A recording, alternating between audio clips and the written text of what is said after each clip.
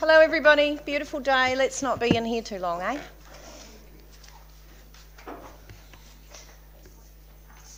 I have some welcome to the meeting of the 19th of October 2017. Community Services, if that's the meeting you're supposed to be at, you're in the right place. If you're not, then you can welcome to stay, but I might not listen to you, but there you go. We have two apologies. Well, we have one for an apology from Councillor Matheson for absence. We have Her Worship the Mayor for lateness. Would someone like to move that we receive? Councillor Rutledge, Councillor McGurk. I'll put that. All those in favour? Aye. Against? Carried. Thank you. Just letting you know or reminding you that we might have one or two people watching on the video live streaming, so just be aware of what you say, how you say it, and that's fine. The cover sheet, for those who are using paper, you may have noticed that we've actually got the numbering is not correct on the paper, and we've supplied another cover sheet so that we know where we're going with that. That's just to let you know that's the reason why that's sitting there. We've got Jenna and we've got Alana this morning from Youth Council. Good morning, girls.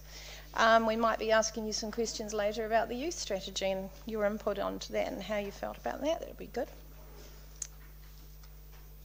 I haven't read the rest of my notes. You might just have to help me along when we get there.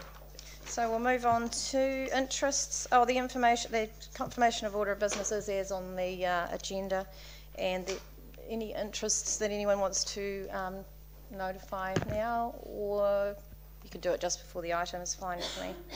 There is no public forum. I like to think that means we're keeping everybody okay. Confirmation of the minutes of the 31st of August on pages 10 to 15. Councillor Courtney will move. Do we have a seconder for that? Councillor McGurk. True and correct record, I'll put that. All those in favour? Aye. Against? Carried. The status report on pages 16 to 17. Thank you, Councillor McGurk. Do you want to get out of here in a hurry?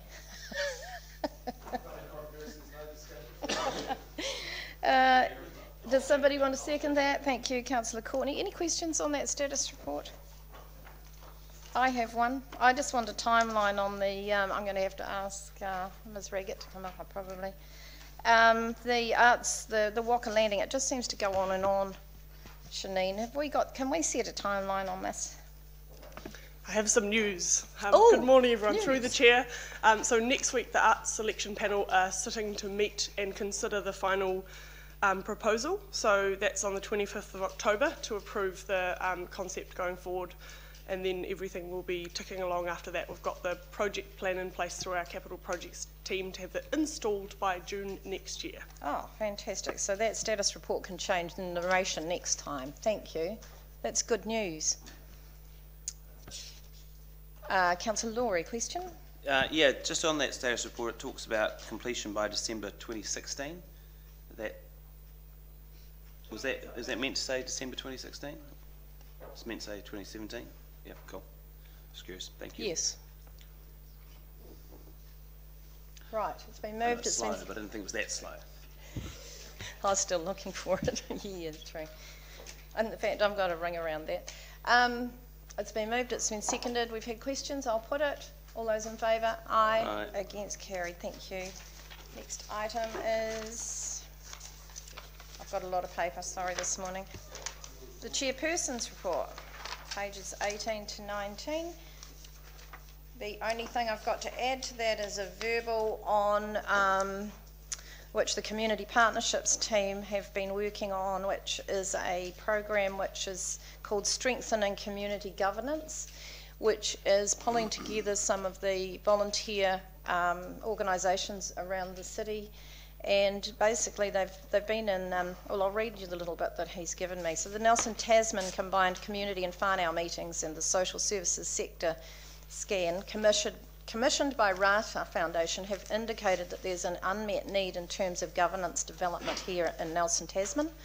And in answer to this, Rata and the Nelson City Council, working with the Department of Internal Affairs and Volunteer Nelson, have commissioned Bridget Ryan and Esme Palliser to research the issues and strengths as they relate to governance of community organisations in the Nelson Tasman region. The researchers have interviewed 40 people who are either chairs of community organisations or managers who report to boards. And the research has been anonymous, with the researchers covering a representative sample of community organisations. The findings, recommendations and next steps will be presented at the event, so everyone that was involved will attend the event and hear the results of that. Big Brothers Big Sisters, which of course I'm deputy chair of, were involved in that, and the board chair found it really helpful and interesting. And I think that there is a place for sharing board skills across the sector and sharing those things that work at each board. So I think I'm looking forward to, I think I'm opening that in a couple of weeks when they have 21st of November, is it? So they're going to have an interesting evening hearing about. Did you want to say something? You look like you. So through the chair, the meeting date I have is the 16th of November at the Trafalgar Centre from 5:30. So it's open to all board members. It's not just those that were interviewed. And so if you could spread the word through your networks. Thursday at 5:30, yeah, on the 16th. Any questions on anything else in my report? Councillor Courtney. Madam Chair, thank you. Would you like to expand a little on item 2 on your report about the Broad Green Society's textile collection? I think the committee may well be interested in that.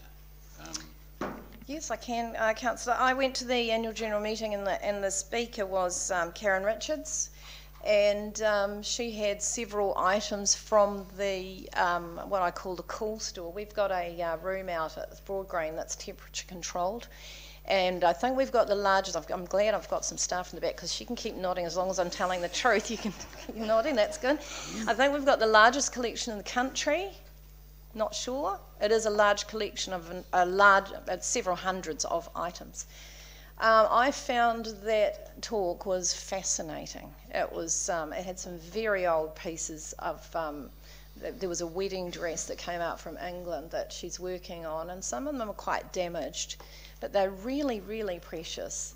And so she's quite passionate about restoring them and working on them and has been overseas and learned how to do this skill. So I just put that in there because I thought that a lot of people don't know about that collection and how special it is. So it would be nice in the future to be able to get some of those pieces out somehow. I don't know how. Maria might be able to work out whether we need a box somewhere that's secure where we can see some of those things because they are hidden away. So, yeah, very interesting. Any other questions? If not, I'll ask someone to move the report. I can move it. Thank you, Councillor Laurie. Seconded by Councillor Courtney. I'll put that. All those in favour? Aye. Against? Carried.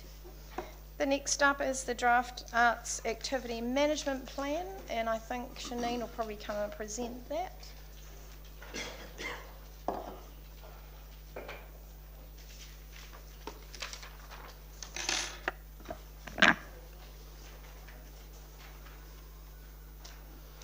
Good morning. Through the chair, so the Arts AMP, as you know, sets out the arts activity for the period of the long-term plan.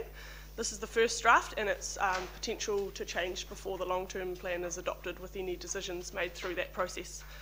After that, the final AMP will come to Council for sign-off, and I've got Maria Anderson, our lovely arts advisor, here to help answer any questions you have this morning.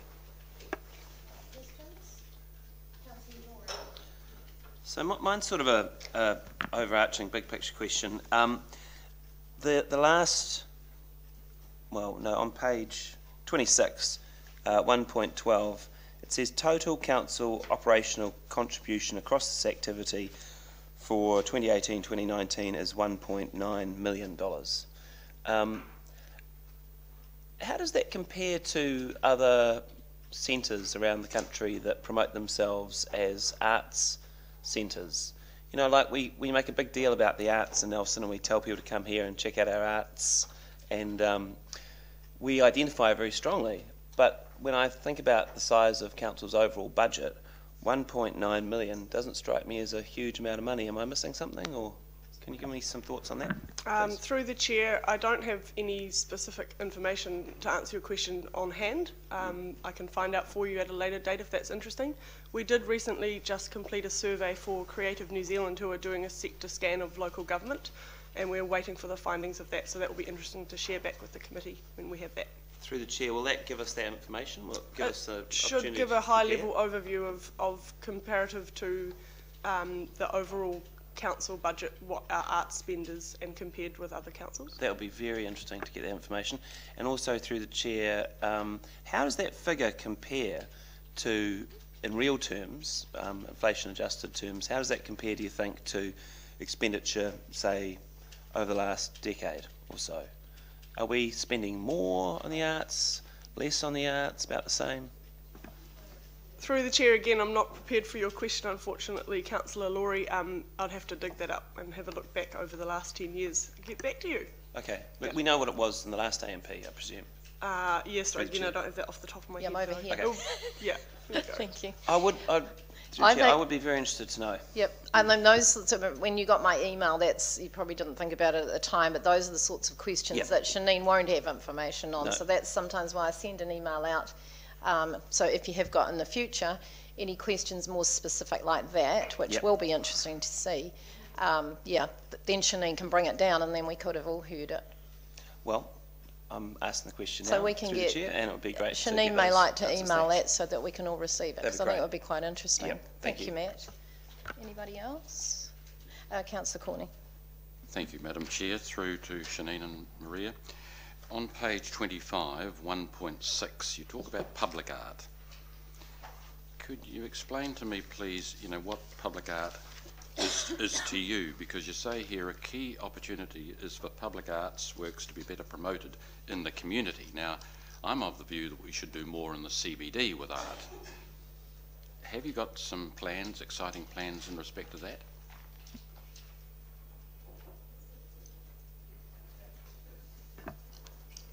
So just to clarify your question through the chair, Councillor Courtney, are you talking about the plans coming up for public artwork in the CBD in particular?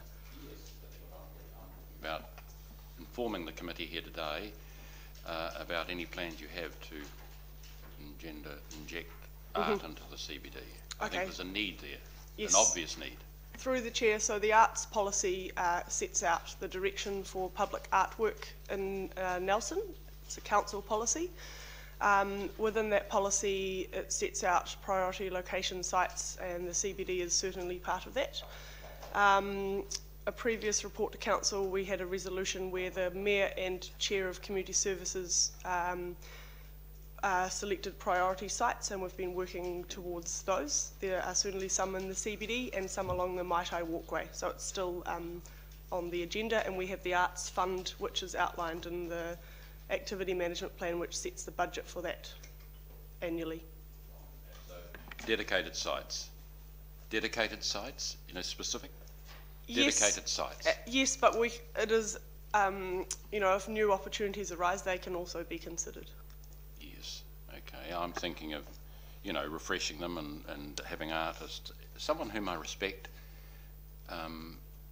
said to me that there is a need in this city for a dedicated art spot where artists could put their works for 2 or 3 months and then move them away, refresh it, and put other artworks in. And I'm thinking with the Church Street and with also the top end of Trafalgar Street that there might be an opportunity coming up to incorporate that in the design. So I just wondered if you had that in mind.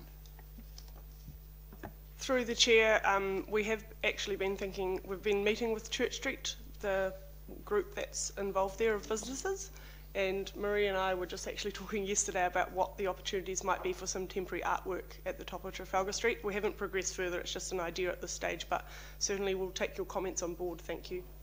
Thank you, Councillor. Just off the back of that, yes, I've got you. The artwork or the photographs in Bank Lane, was that us or was that somebody else? Sorry, Marie, I'm stealing all your answers. So that one was through the Arts, Nelson Arts Festival. And will they stay there? I asked the same question. I'm still to find out the answer. Can you tell them that we'd quite like it to stay there? I'll pass that on. Thank And you, for Mrs. those Chair. who haven't managed to get down Bank Lane, there are huge photographs all the way down of buskers. They're beautiful. And it just makes a big difference down there. Councillor Fulton?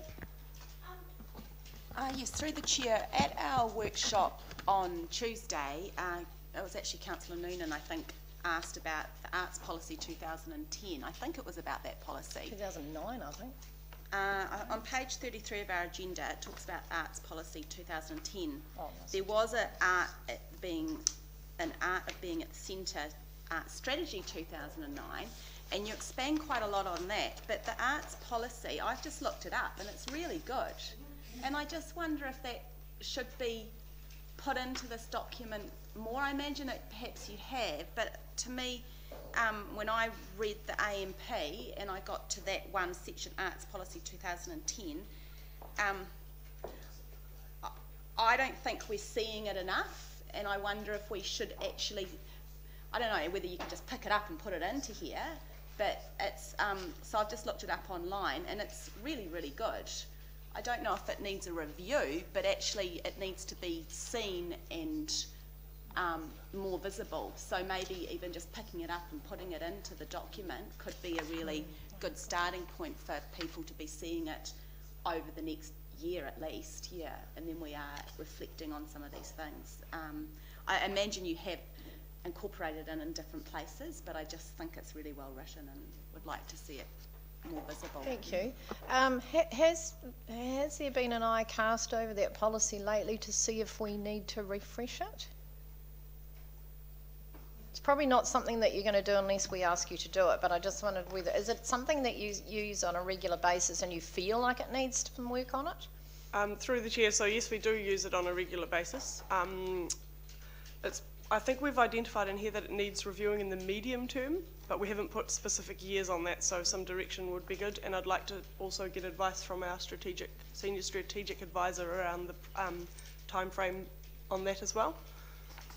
But it's still a fantastic policy, and certainly I agree with Councillor Fulton's comments. I think the expanding on the regional art strategy was a specific request that we did, so we'll do the same for the arts policy, where we'll report back a bit more on what we've been achieving through that.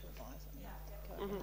I just think that sometimes we lose sight of the policies because they're not regulatory, they're just guiding tools. But our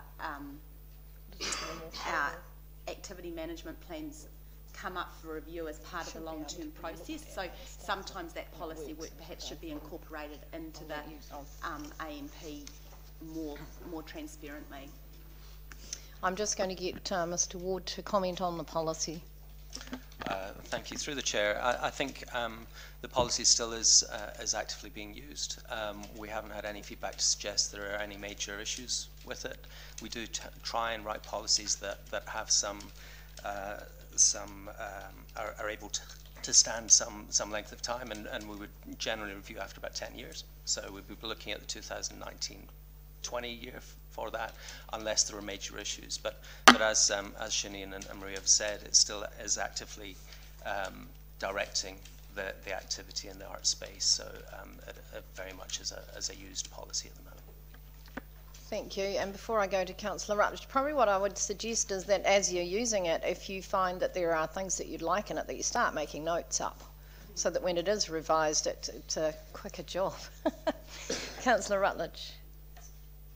Sorry, Councillor Courtney, I'll come to you. A couple of questions on the targets, and also one on Theatre Royal, which, Madam.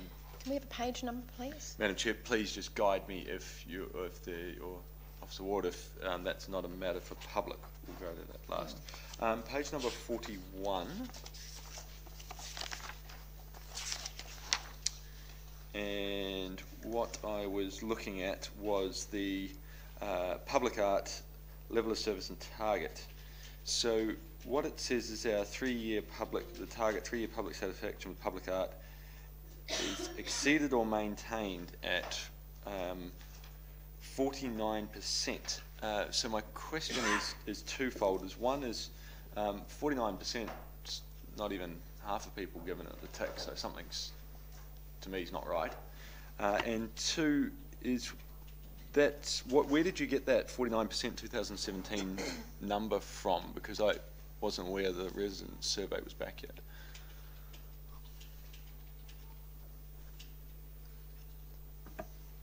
Through the chair, on the page previous, on page 40 under customer feedback and expectations, 9.4. So that notes there and a little bit more detail around the satisfaction with public art in the city and also the reasons for dissatisfaction. So that is from the 2017 resident survey. Right, so we are starting to get results through from that now. Huh. Correct. All right. Well, it looks like every other AMP we've done might need a quick update then, because we've been waiting for those on a number of things. Well, I think they're ongoing, but the thing is, I think that possibly the questions that are asked are actually more relevant to what we're looking at. I suppose it's easy with art. I mean, if we had a piece of art in this room, how many of us would agree that we like it? I mean, you know, so you're never going to win on art. Maybe there's one behind you. No, but I think there's a difference between being satisfied with the activity and actually just liking something. And to me, those are different matters. It's hard when you've got 56% who don't think you should be doing anything in the arts. So it's going to be interesting to see whether the new demographics coming into Nelson are going to make a difference to that too. Whether art is more appreciated. Sure. Whether it's coming from me, that's just a personal, you know. Okay, but yeah it's not high. All right, moving along, page 42. Community arts and art services target funding allocations lead to improved community outcomes. What are those community art outcomes? It just seems a bit of a loose target.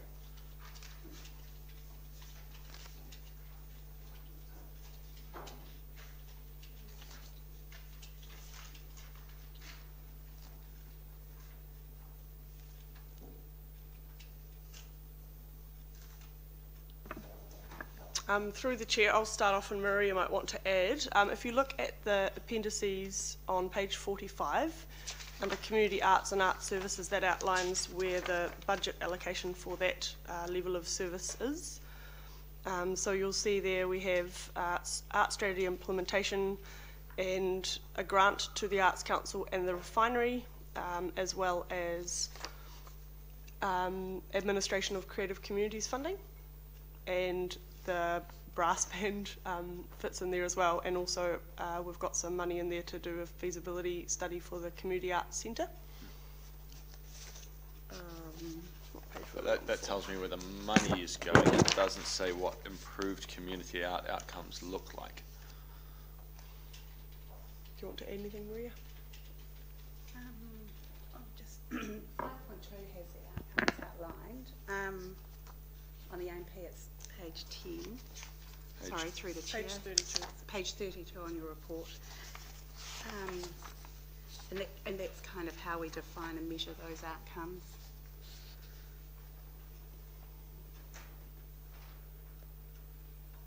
Does that help?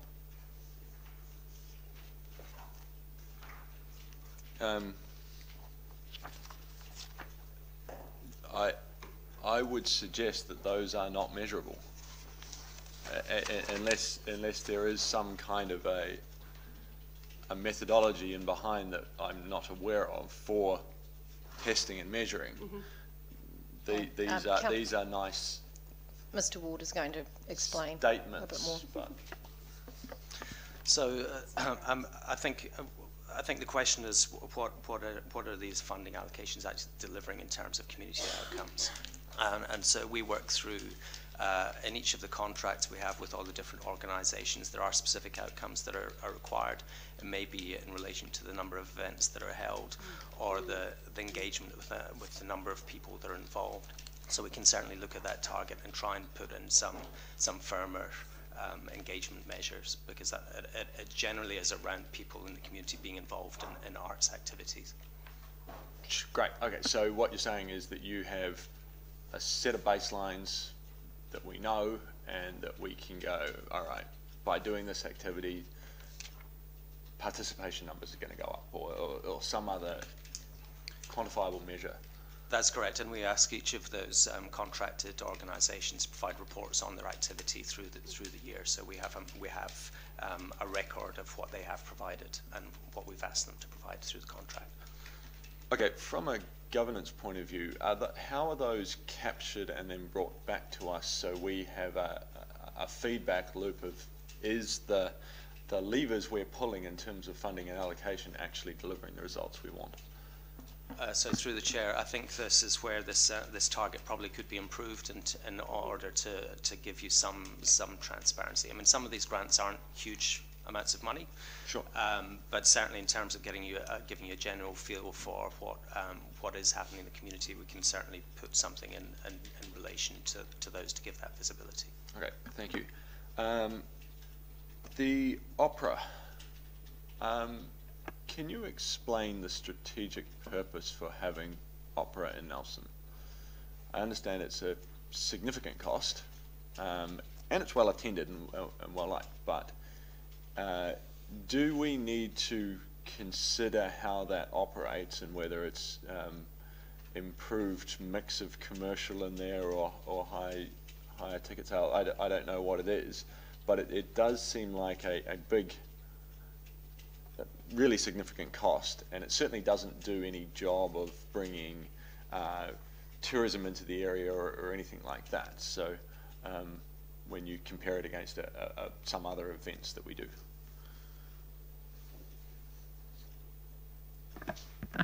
Through the chair, so Opera in the Park is one of our signature events. It attracts thousands of people, residents from our region and visitors alike. There are certainly people that do travel from overseas. We heard last year a couple came from the States, all the way for our Opera in the Park, which is fantastic. All right. So while it's not marketed as an economic development event, that is sort of a byproduct, if you will. Of the budget, we actually last year increased the ticket sale price, which generated around 100,000 K income. Previously it was more around about 75. We're looking at the ticket price at the moment, but it's probably going to be the same, and so estimating the same amount of income, which is almost half the income. We do also get income from some sponsors, and we're working on sponsorship proposals as we speak for the coming event.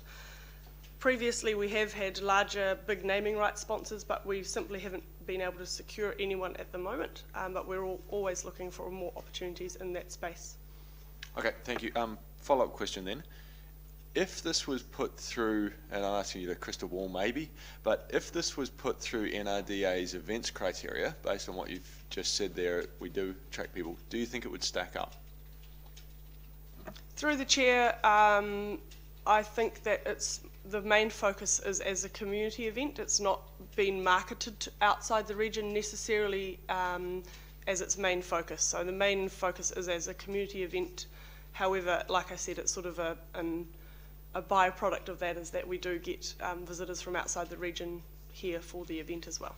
Okay, and final on that then, are we missing an opportunity then?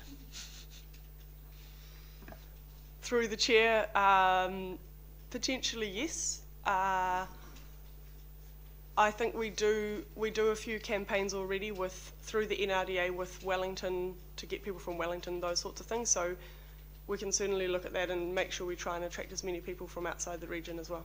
Great. Arts facilities and venues. Bishop Suda Trust, we've got 30,000 visits to the gallery per year. From memory, if my memory serves, when they presented, they said they were getting close to 100,000 people through. So can you just confirm that target? Because I think just those two things wouldn't line up particularly well. Mr. Ward? Just a brief comment. I think some of the discussion was that there was and we can absolutely look at the target, but there certainly was a conversation about whether the numbers could be sustained following the opening. That there was a big increase in the numbers over the previous full opening year, just because there was a new facility. So, but we should certainly go back and check those with the. Sure, but if they 100,000 to 30 is quite a gap. particularly. So you're needing clarification on checking on that number, really, And I aren't guess you? particularly in light of the fact that council made the decision to enable free entry. Yes. Because if we had said, no, it's $10 entry charge, then maybe that would be a good target. But and then the last one from me, if I can, and this is the one that you can say, not in this forum, but the Theatre Royal. I think I was away when there was a session done on that, but given the history, are we confident in that spend? Mr. Ward's probably going to, I don't think Shanine wants to answer that one. I think Mr. Ward So through the chair, there is a separate reporting process for the Theatre Royal, and there's ongoing discussions. This has been through a workshop with Audit Risk and Finance recently, and I'm in discussions with the chair of the Theatre Royal over the future funding model. So that will be coming back to committee. Okay, because I have a bit of a view at the moment that those issues should be satisfied prior to future funding commitments being made. Thank you. Councillor Courtney, I've got you on my list. Yes?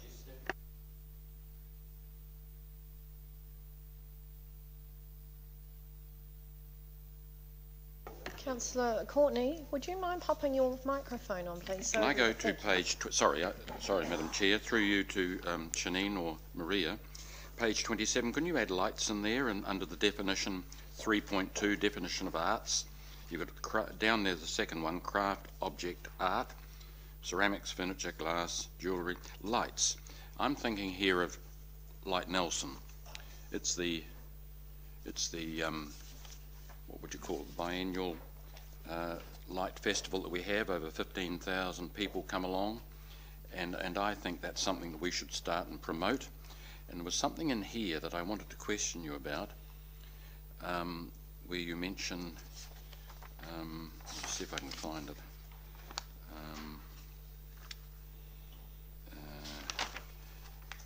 Yes, here it is, on page 36, small 14.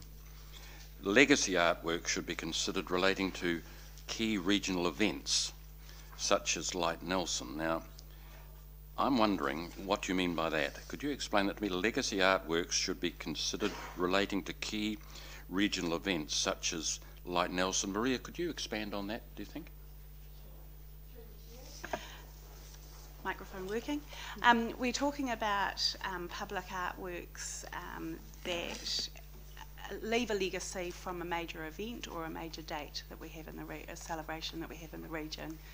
So we have Light Nelson twice a year, every 2 years, and we might look at working up briefs of artwork that can stay in the city. There is an idea there. So you're suggesting that the council or some particular group within the arts sector could, commission an artist from the Light Nelson Festival to produce something for us? That stays in the city. And yes. And stays in the city, likes of where, Trafalgar Street or? Similar to our public artworks. And what, yes. The event is in Queen's Gardens. Possibly it could stay in Queen's Gardens or in the locations that have been identified through the policy. Yes, so yeah. How do we move something like that forward? The art selection panel helps us makes decisions about how we spend the public art funding. So yes. That's the kinds of things we'd be discussing with the art selection panel, and we bring it back up to council. And once they've put a recommendation together, we bring it back up to council. So it won't take forever. It'll be. The process does take some time. I know, and that's what I find quite frustrating. Putting briefs together and selecting the right proposal, and then of course getting the artwork made. So. Would we see it in this life of council, do you? Yeah, I'm sure you will see it in this life of council. That's where we're live streaming, aren't we? I'll record that. Some promise or something. No, Maria has. What would Vera say? Thank you. Thank you. Councillor Fulton and then Councillor Barker. Yes, thank you, through the chair. Having just heard some of Councillor Rutledge's questions around opera in the park, I wonder if maybe expanding on some of the outcomes of opera in the park and of Light Nelson and of perhaps Adams Chamber Music Festival or whatever that one's called, could be worth doing. I note that you in 8.8, and I'm sorry if I've missed it somewhere else, you talk about them as events. You've missed out cultural events. You've missed out Opera in the Park in that one. I guess I just wonder if they all deserve a small section describing them, because they do receive a significant amount of council funding, and the timing of them is all quite careful in terms of ensuring they're biannual and complement each other. And also they meet a lot of our community outcomes. So just hearing Councillor Rutledge's comments around Opera in the Park, I thought I'd mention one year when we had Opera in the Park, my uncle biked from Tākaka on his bike all the way over.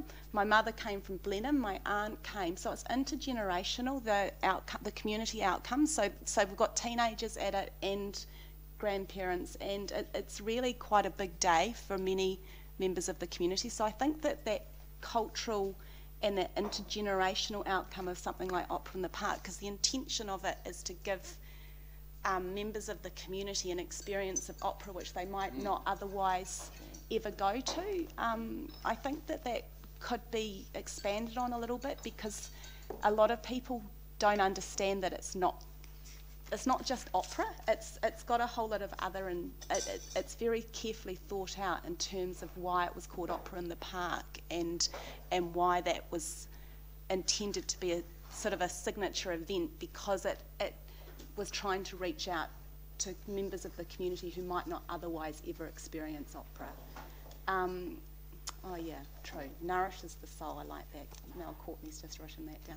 So I think that we could look at that, and in the same way Light Nelson achieves community outcomes in a slightly different way. And I think that I'm just wondering can you form that up into a question? I'm not sure where we... So my question is, could you expand on those events a little bit more to convey what the intention of them are in the document?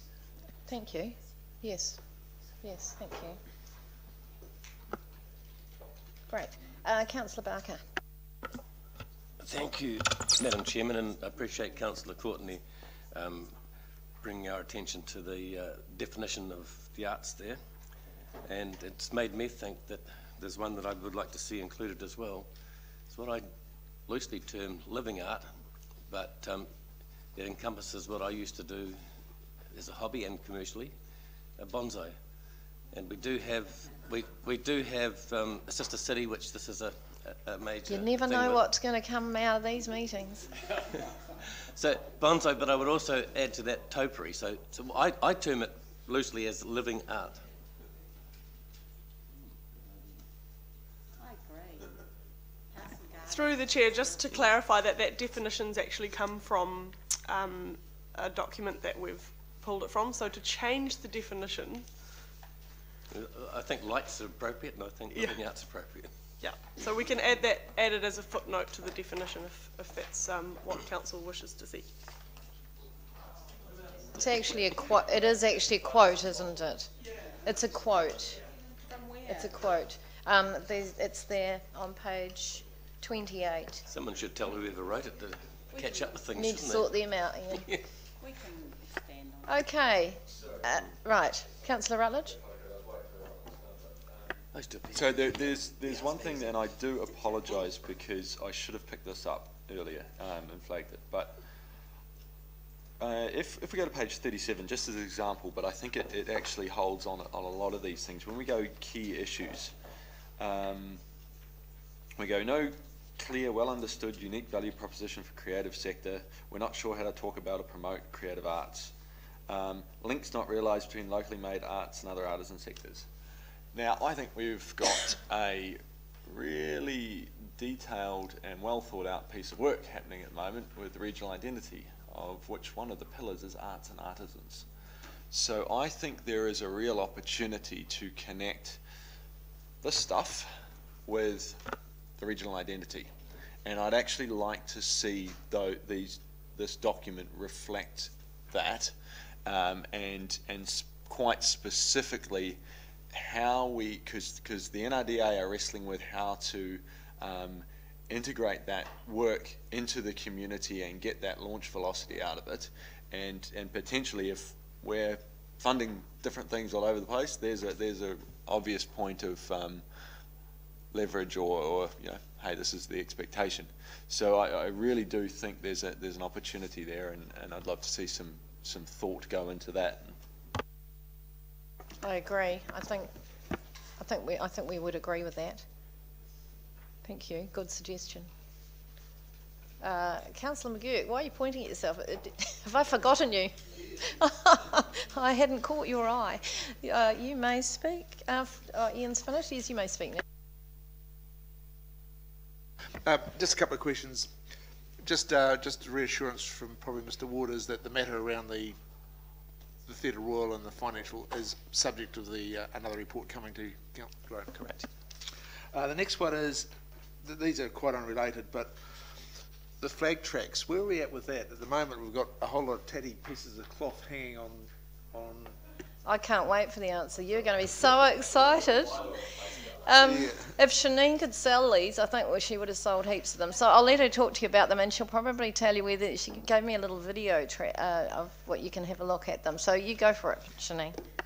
Thank you, Madam Chair. I'll actually ask Maria to talk about it in a bit more detail, because she's been doing some great work in putting together the business case for the flag tracks.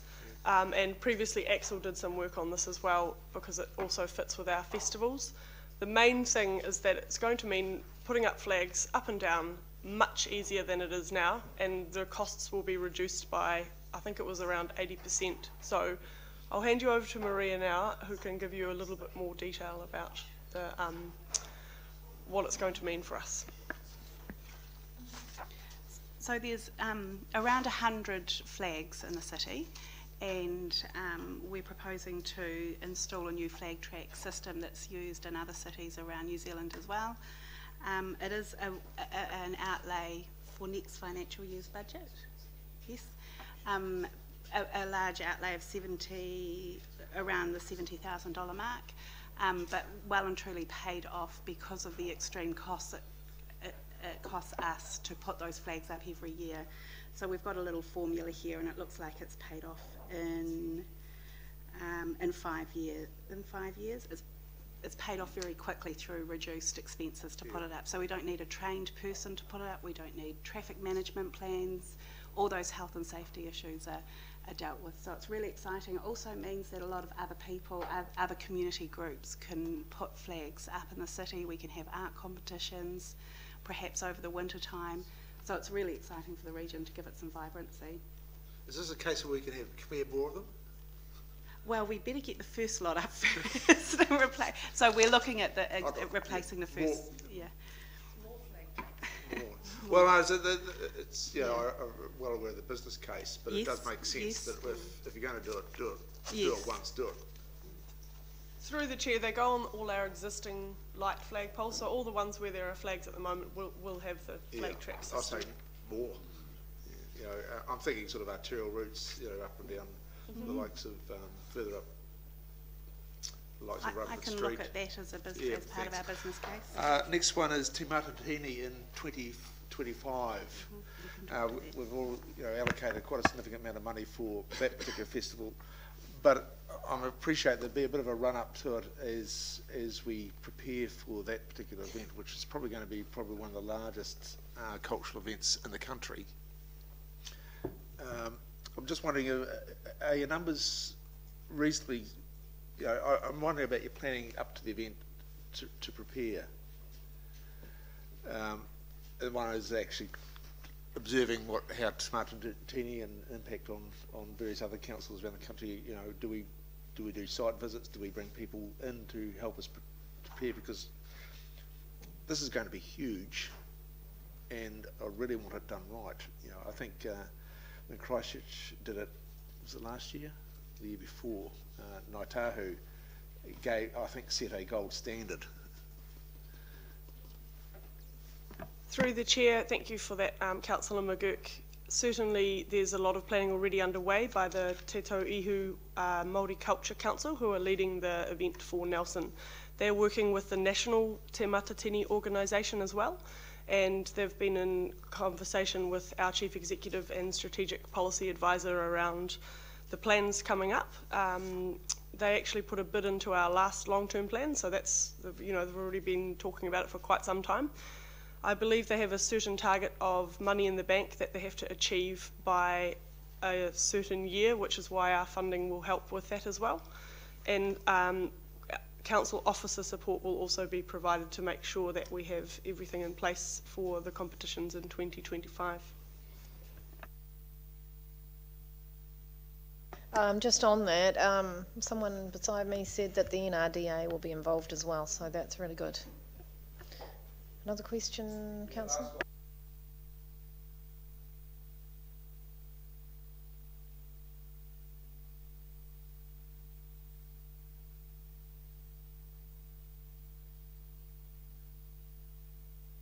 Well, one of the things I do notice around here is the paucity of recognition of tangata whenua in terms of our arts and culture. Could you, any steps that, apart from increasing encouraging, what that look like? Because it doesn't see much in the asset management plan.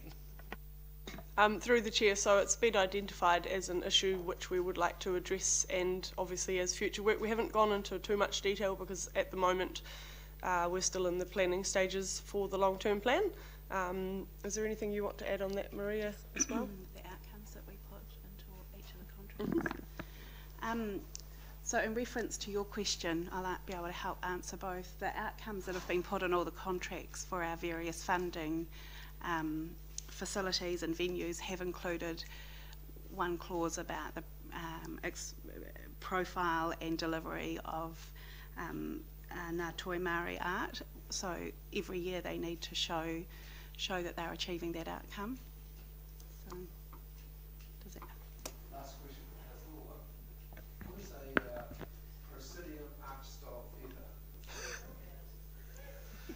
That would be the Theatre Royal. So it's a great description. Is the busiest? Through the chair, that's the description of the Theatre Royal, the type of theatre, and you've completely stumped me as to what that actually, what did you, I remember reading it or typing that in and having a chuckle. Anyway, I'll do some more research and get back to you. How does that sound, Councillor? Why don't you just Google it? You can go and have a look at it and decide why it is whatever that is.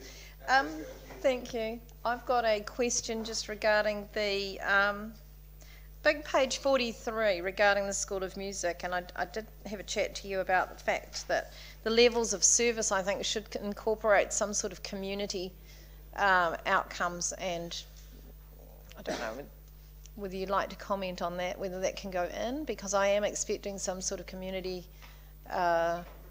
there's an expectation that they will provide some community benefits in free concerts or something along those lines, because we are funding them, and I think there's probably some room for some movement in there. Yes, through the chair. So I'm referring again to the contracts that we're giving to each of these funding venues, the venues that we fund.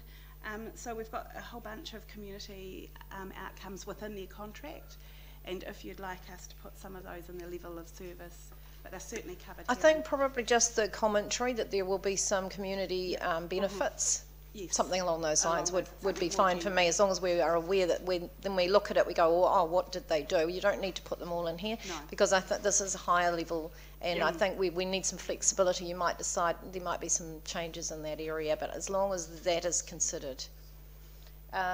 Councillor Fulton, I think. And I've just, having heard a couple of other questions, so particularly around the flags, I'm just wondering in terms of our revitalisation of Stoke and Tahuna, if we should be looking at how we bring some art into those areas, and the flags could be a really lovely part of... Case of more of that, less of this. Yeah. But I also was sitting here thinking, how else can we bring art into everyday life? And I know that there's a new look at how to bring biodiversity into our urban areas, and Councillor Barker's comments on living art. I think that a lot of our art is through you know, our hanging baskets, making our city beautiful is through some of our green spaces as well. And whether we should be looking at when we do new roading, when we do new tracks. So for example, on the Days track, they've got the most beautiful new sofa there. That is just stunning. And whether that could be, you haven't mentioned it, you mentioned the, with working with community partners for the mosaic pathway at Fairfield Park, but I guess I just wonder if you should pull out some of those ones, and I don't know what else has happened around Nelson, but that's somewhere where we walk, and it's so beautiful that it makes the walk even more engaging and lovely. And so a lot of some of these pieces of art are not in places which are in our city or in our sort of our fully public art, but they're public to that part of the community. So perhaps pulling a bit of that out into the document, and whether some of the focus could be looking at living art around the roads, or whether when we do the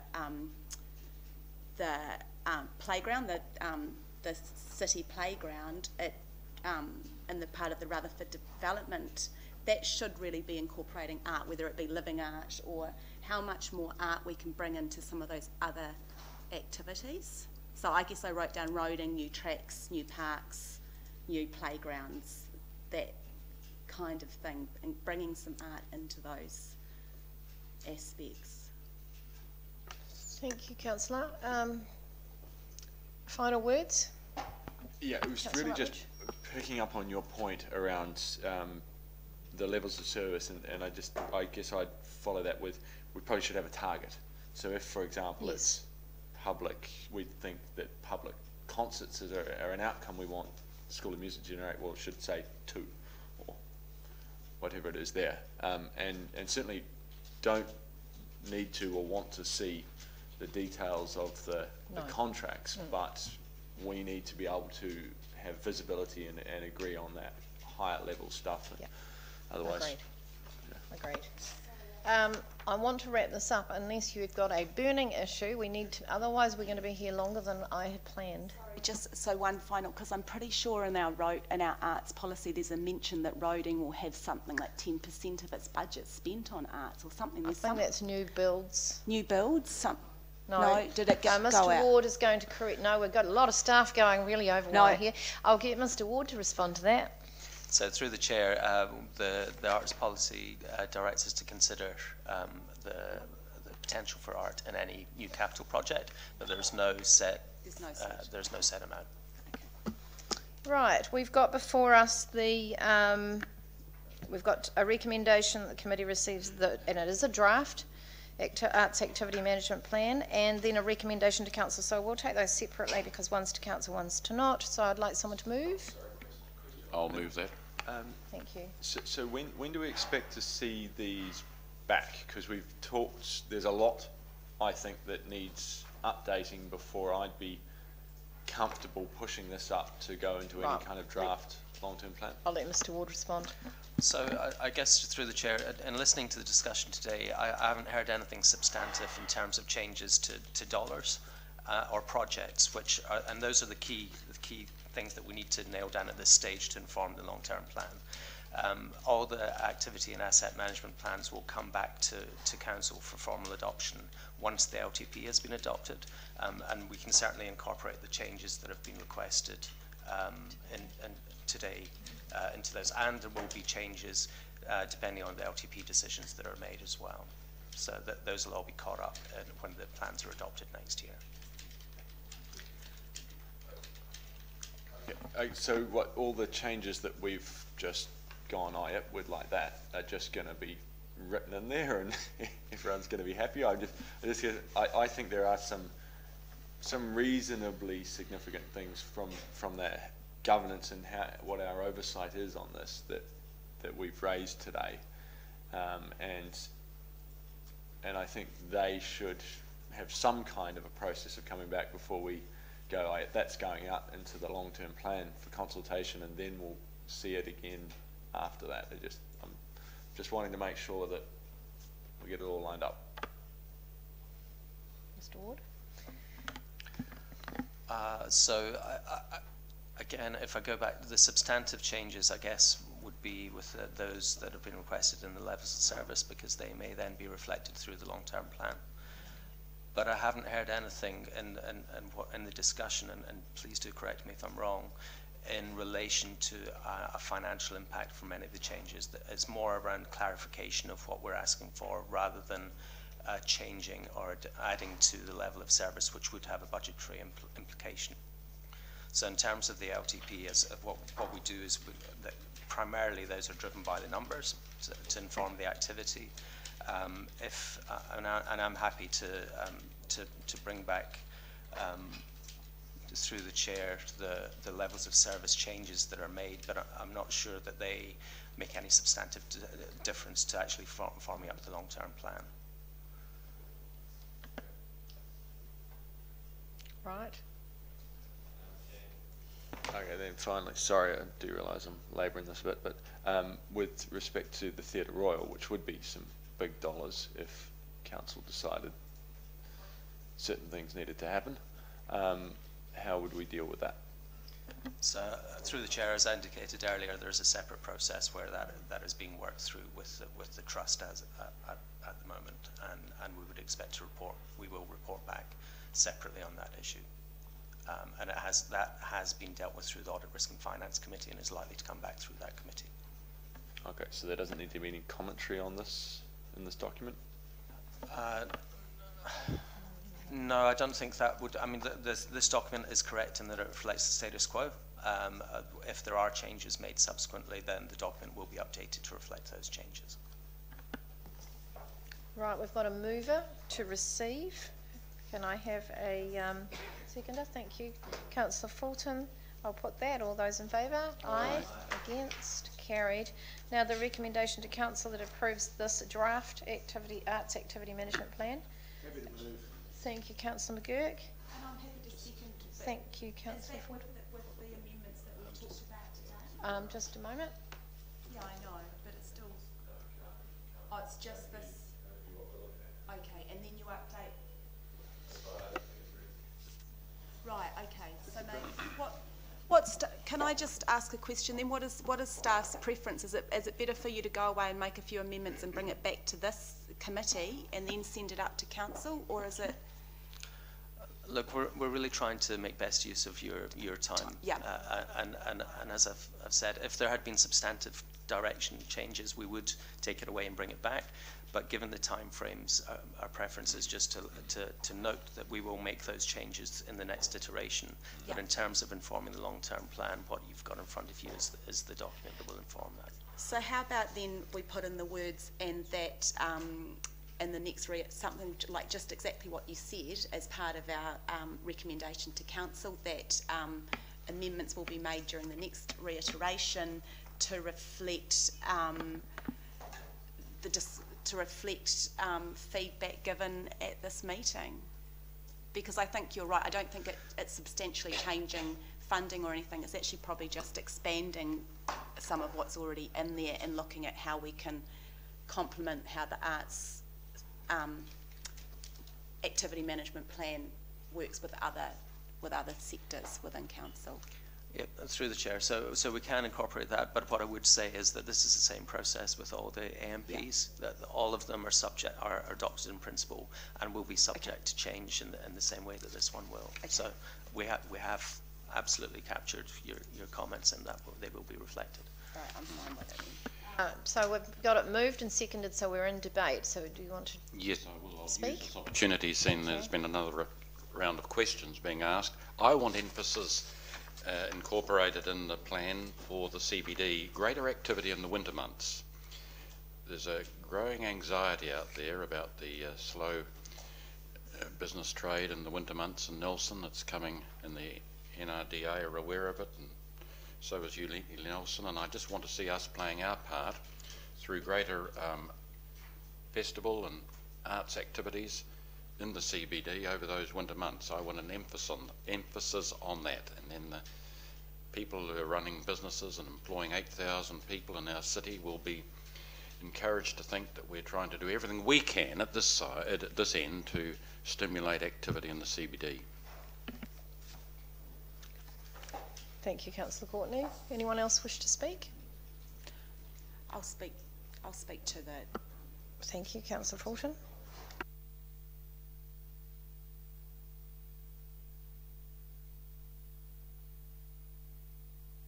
My microphones. Thank you to the staff for their hard work on this. I know that that there's a lot going on when we're going through these activity management plans, and sometimes getting everything into it, which you're actually doing, is quite a task.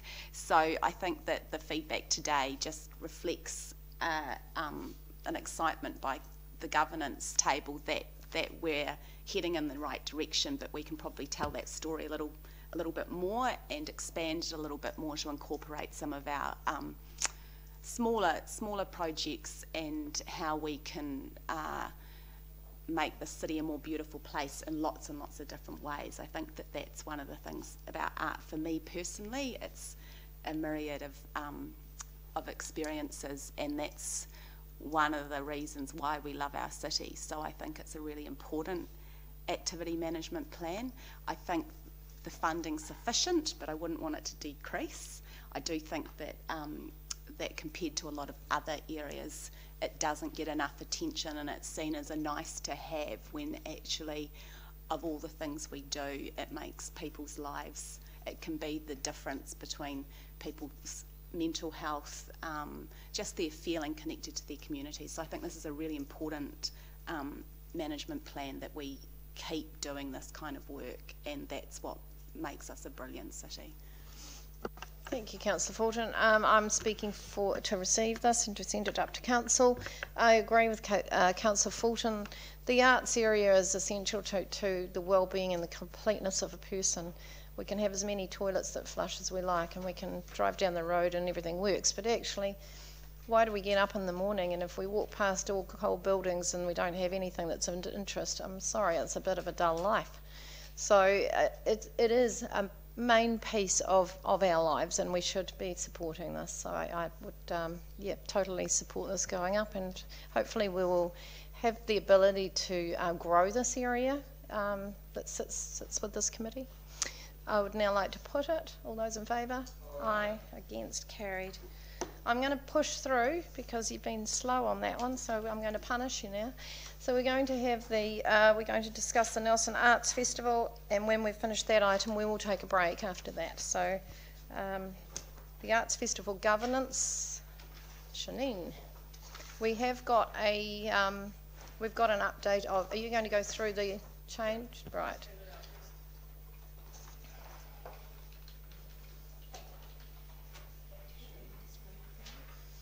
Yes, you could put it up.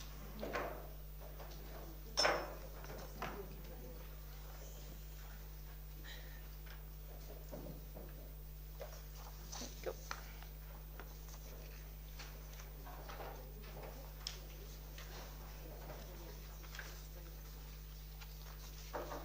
So you will see a change, and I'll get Shanine to explain why this has to be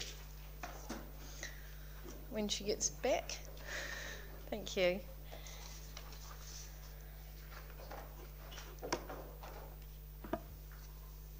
Through the chair, you'll see in front of you an amendment to the recommendation as tabled in the document. So I had some legal advice around the recommendations because, and it is, it's become apparent that there's a risk that if the interview panel assist or advise the appointed board chair to appoint the other trustees, that council is then indirectly appointing those trustees, which would make the trust board a CCO, which, as the other recommendations allude to, is not where we're wanting to head. So we've got a new recommendation on the table in front of you, highlighted in yellow and red, should be quite clear there, and it is to that council acknowledges that the newly appointed chair will be responsible for appointing the other initial trustees of the trust. So hopefully that's clear.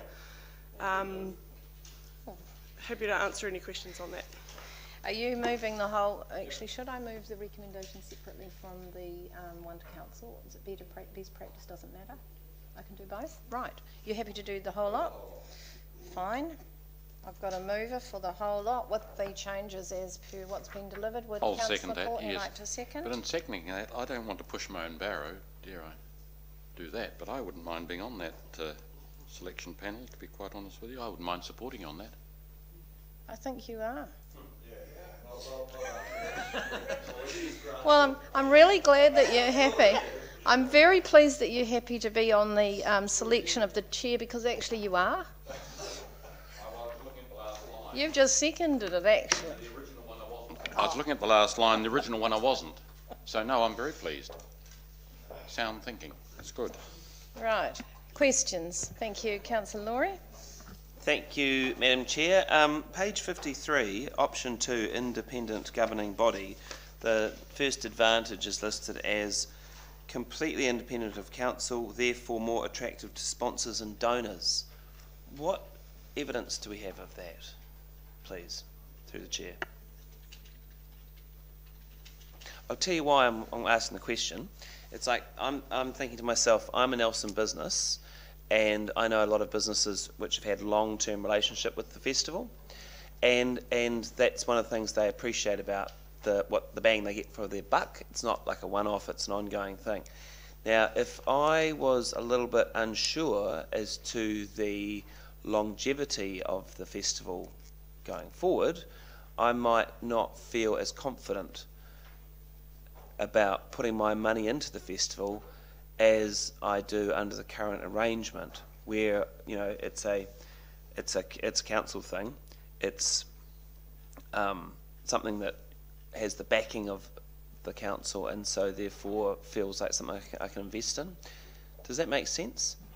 What I'm saying, like if you take it, if it's not council, if it's not CCO, if it's independent, how do we know that it's going to be more attractive to sponsors and donors? Because I see a reason why it might not be.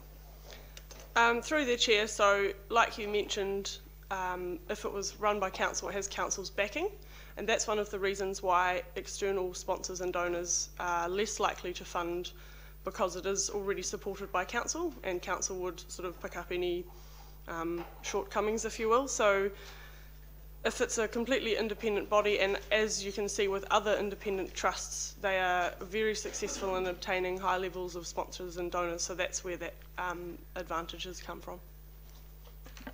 Okay. Mr. Ward would like to add to that. Great. So council, through the chair, the council commitment is still going to be evident through the long-term plan. It's, there is still a planning process in place, and we still need to make funding available. So I think sponsors will be reassured by that. But the experience from other places is that sponsors, the level of sponsorship is generally higher than we achieve currently. So just mulling this one over, if it's okay. I totally get that, if you're a CCO or you're an independent group, then funding streams are open to you that you can't apply for if you are, part of council. But I'm still just, have we got feedback from our existing sponsors on this matter? And which do they have a preference? Do we know? Through the chair, I haven't got that information handy at the moment. Sorry, I'd have to find out from our festivals team. Okay. I mean, I'm happy to take your word for it, but it just raised a question mark for me if I was a sponsor. And it'll be interesting to see what feedback they give us. Thank you, Councillor. Councillor McGurk. Thank you, Madam Chair. A couple of questions.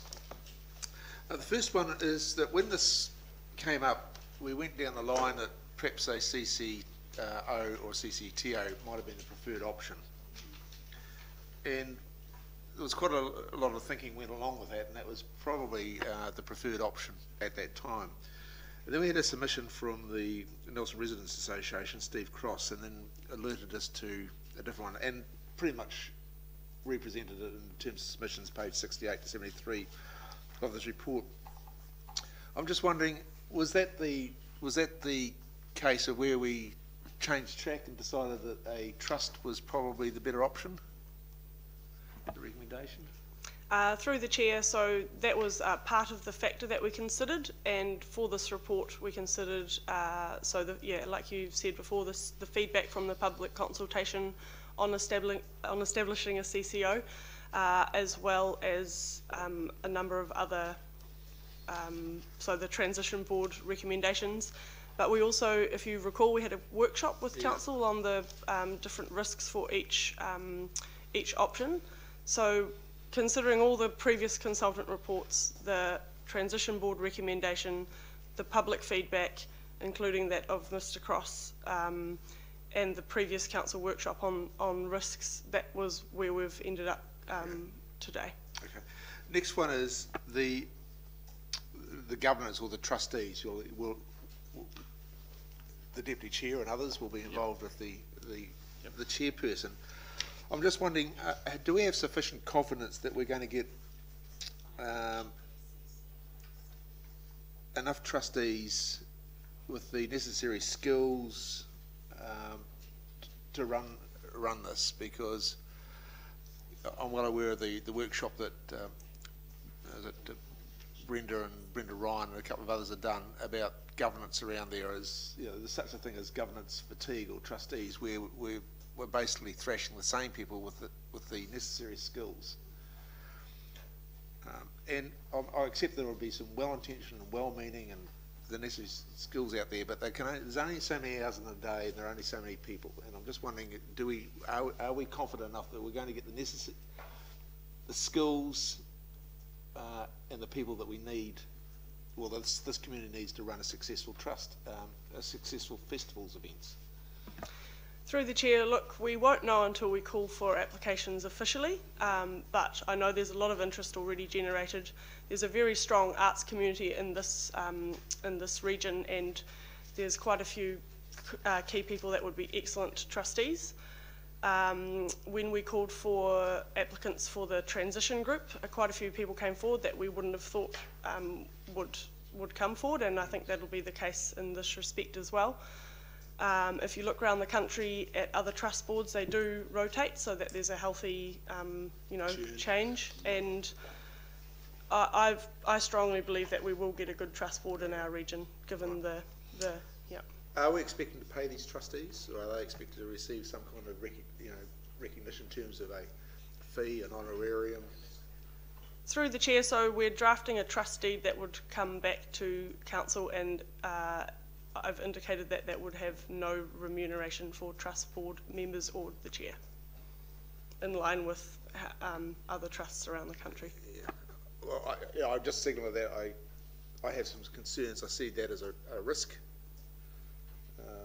You're getting you'll get some wonderful people, and they'll be well-meaning, well-intentioned, but people need to earn a living. They need to be able to pay the bills, and if we're going to, I just look at the experience that Light Nelson are having.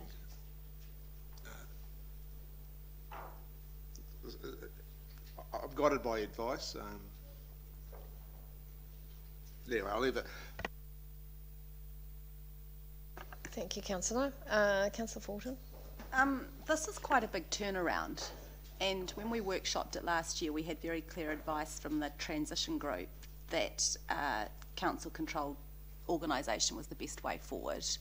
So my memory of that workshop was that was the direction we were taking, and that's what we went out to the community and sought feedback on. That's correct. Yeah. So we went out to the community seeking feedback on establishing a council-controlled organisation for the Arts Festival. You would anticipate then that the members of the community who supported that move would not necessarily have given feedback, because generally we hear from people who don't think that's the right approach. Personally, I think that actually if you're going to switch now to I just have to get the word right, to an independent government body, you need to go back out and ask the community if they think that's a better option. Because in my mind, we've consulted with the community about establishing a CCO. We haven't consulted with the community about establishing an independent governing body. And if I was a member of the community, I might have submitted on that, but not submitted on establishing a CCO, because I supported in principle the CCO. I think that somewhat Can I get some underlies all of what we do, actually, Councillor. Interesting that you raise this, because the purpose of going out on all the things that we do go out on is that we are seeking some feedback from the community. And if there are a whole lot of people out there that are not submitting because they think that what we've got is okay, then that's not what they should be doing. And part of our job, I think, is to encourage those people who agree with the proposal that we put out is to submit in favour, and we do have those happen on some items, but I think that if they don't respond and we get some responses and we look at those arguments, if you like, and they make sense, because what we did was we got a submission that actually had some very reasonable arguments, and we asked the staff to go away and assess those and test them. And that's where we ended up coming back to this model. Well, with absolute respect for Steve Cross, I don't actually think that, I mean, we had a transition group contracted to do this work. Their recommendation was that a CCO was the best path forward. So I'm going to weight that with a higher weighting than the feedback from Steve Cross. I understand that's his personal view, and he has spent a lot of time putting forward an argument for an independent governing body, but that, you know, when you look at lots and lots of our bylaws, the dog bylaw, we went out, dogs on lead, feedback was dogs should be off lead, so we didn't then just change it, we had to go back out to our community, and we heard from a completely different sector of our community. It's likewise with the joint waste management scheme, we went out with one scenario and we had to go back out when we reversed our planning. So to me, we're now looking at quite a different picture, and I personally don't feel comfortable doing a complete turnaround without going back out to the community and asking their views, because I think the main reason why people supported a CCO was that there was a sense that there would be an ongoing relationship of the arts festival with council, and that gives it a security, and a security that funding from council. I don't know. So I just need to ask some. I'd have to say, I'm asking Councillor some Fulton, questions about how can we make a decision today without going back and asking our community. Mr. Ward is going to comment. So just to remind councillors the process here, the council signalled through its last LTP that we would establish an external governance group for the Nelson Arts Festival. We didn't specify at the time whether it would be a CCO or an independent trust, because we needed to do some more work on it. We did set up a transition group to do some thinking for us and to look at the different options. They did recommend a CCO. In conversations that I had, and if you read their report, it was pretty finely balanced in terms of where they went. They felt at the time that a CCO minimised some risk to council in terms of control, but actually when we as staff and with respect to councillor, this recommendation is not informed by one submission. This is the role of staff is to provide options to the committee on to enable it to make a decision. So we have taken into the advice that Shanine, Ms. Raggett has identified, previous reports, all the submissions that were made, the workshop that we held with the risk assessment in it, and our own professional advice as officers in making this recommendation. So I think if we were to suddenly at this stage say, and no, we think we will retain control in-house, that would be a 180-degree turn, and we probably would need to go back to our community on that. But I think we've clearly signalled an external governance group is required. There was a statutory process requirement if we were going to go down a CCO route, that we had done some consultation with the community on that. But in the whole, I think where we've got to is that the staff advice, and having had separate conversations with the chair of the transition group, he is quite comfortable with where we've got to in relation to an independent organisation. We feel this is the way forward, and we have allowed the community input into that process all the way along.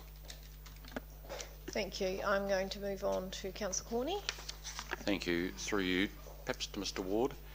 I would like to be reassured that we are adequately funding this this body that we're setting up, this independent governance body. I mean, from a establishment point of view, establishment costs. I don't want them going out in their new role and being inadequately funded at the initial stages. So can we be assured that there is adequate? I see there's some reference to it there, but I wouldn't like it to be coming away out of the fund that they're distributing or their funds. I think we should allow a special amount of funding for them to get established. Is that being catered for? Through the chair, so the budget is for the festival delivery is set at the current long-term plan budget. We do also have a separate amount allocated that's already been put through the annual plan or previous allocations for establishing the trust. So formalities such as establishing a trust deed and applying for incorporated society and that, the likes of those things. So that is certainly already budgeted for. So that'll be adequate, will it, to set them on the path, this new trust? They'll have adequate funds, then nothing will come out of their allocation for art-related matters? Through the chair, yes, that money is for establishing the trust. Fine, thank you. Thank you. I think we're ready to move into debate. Anyone wish to speak? Councillor McGurk. Yeah, thank you, Madam Chair. I'll speak in support of the recommendation. It's going up to council, so I think that's where it needs to be. I've read through the submissions that come in from the members of the public, and there weren't that many. It's a relatively easy job, but it was clearly in the mind of the submitters that they were in favour of some kind of independence of council, and clearly a trust was in their minds. So acknowledging what Councillor Fulton has said is that why it might have gone out on a CCTO type of tangent was clearly in the mind of the submitters that a trust was a viable option and one that they would prefer. So for that reason, I'm quite happy for this to go forward to council. I do have some misgivings about the trust having the necessary capability, skills and capability in that, and expecting the community to throw up some, people that we have the requisite skills in terms of governance, artistic merit, understanding of the commercial environment in which we're operating, and expecting them to do it for gratis. I do have some real concerns about that. People will do it, but I need to do, it's going to take some time, and I need to be recompensed for that time. So I do have some misgivings about that. But however, I think the council is the appropriate place for the debate. Thank you. A question? What is the question? Thank you, Madam Chair. So there's a list in the report of festivals around the country that are administered or run by independent bodies. And I'm just wondering, do most of those festivals pay their trustees? They don't. Okay, that's good to know. Thanks. Okay. Right, we've had... Any more speakers? I'll speak. Yep. Councillor Rutledge. Thank you. Definitely in favour of this. In conversations I've had with that original assessment board, it was very much a line call, with one going in the direction of erring on the side of caution and the other one being a bit more bold, and we've come round to picking the one that's a bit more bold, and I think that's exciting, and I think this will deliver a much better result for our city. Thank you. And Councillor Fulton. Yeah, I'm not going to support the recommendation because I do think that a CCO was the better way forward. I believe that there's a risk in terms of an independent governing board into the future, 10, 20 years into the future, the potential for them to not receive adequate funding from council, and a risk to our festival. Rather than it growing, it could die a slow death. So my concern is that this is just a step too far. I think that we have a very, very successful arts festival. The intention of this move was to grow it and to ensure its success into the future, and my concern is with an independent governing body that we lose, that might be lost, or it might become more commercial rather than community orientated. So for me, the community aspect of it and the fact that there is some oversight by council is really important, because I do believe that this is one of our successful ways of engaging with our community, and it's something council's done really well in the past, and that we should be maintaining some role over that. Thank you, Councillor. I'm going to put it. All those in favour? Aye. Against? Carried. You'd like your vote recorded? Councillor Fulton would like her vote against recorded. I'm going to take a break of 10 minutes, and we welcome the team that are sitting over, well, all the staff in the room actually might like to join us because we don't often get to see you, so it'd be a pleasure if you would mingle with us. Thank you.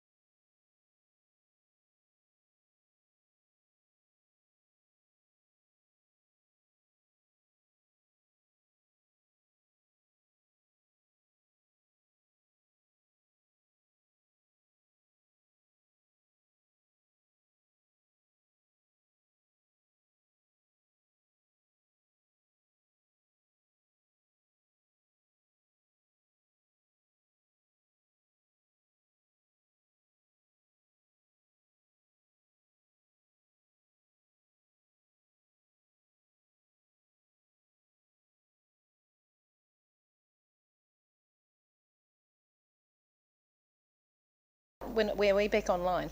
Oh, I better be careful what I say then, thank you. Right, we're reconvening and we are on item 10, which is the draft youth strategy action plan. We've got the team up, down from community partnerships. Who's leading this one?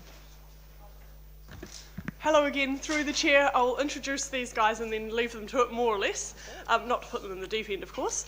But yeah, as you know, we've been working hard on the draft youth strategy action plan, and we'll implement the recently adopted youth strategy by council. So to my right, your left, we have Matt Walters and Steve Stiles, who are our community partnerships advisors, and they've been undertaking some engagement with our partners to ensure that the delivery on our strategy is driven by the community and young people.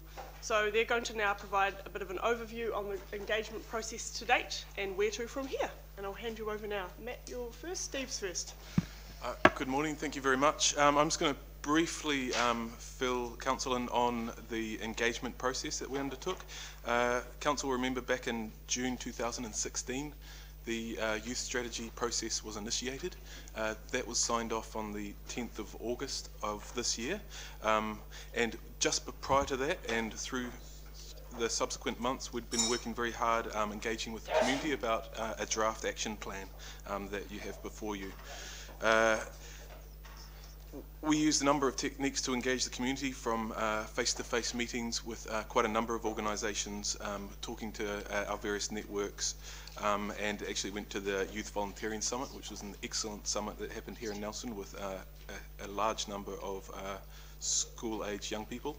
And it finished with two open sessions here at Council, where we had 38 organisations and a number of young people come and tell us what they wanted their role to be in this process going forward, the level of engagement that they'd like to have, who else should be involved, and to give feedback on the quality of the draft action plan. The feedback we have was really, really positive. And I'm just going to pass over to Matt to take over from there.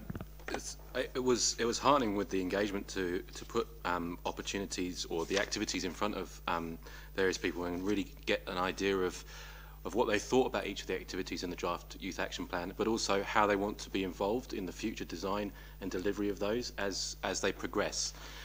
So the sessions we held in this room here over a couple of days were an opportunity for our partners to sort of understand and identify and give us the idea of the level of discussion that we're going to have if this draft youth action plan is ratified going forward. So the key areas that I think that and the issues that this youth action plan is looking to address really are those that have come out of the strategy as being maybe an issue for Nelson. The things that really are pushing this forward are looking at that 20 to 24 year age bracket and looking at increasing the quality of life for those young people. Looking at some of the health issues and general well-being issues of our young people in Nelson, looking at some of the employment issues and opportunities that are around, and also increasing general civic participation of our young people across a wide age range. The challenge has been that with our youth sector and the people that work with our young people is that over the past, the funding mechanisms and the resources available to them has meant that often there is a competitive nature to some of that. So this youth strategy puts in place an opportunity to work co-creatively and increase the ownership of our sector in those really large outcomes that we want to see change for our young people.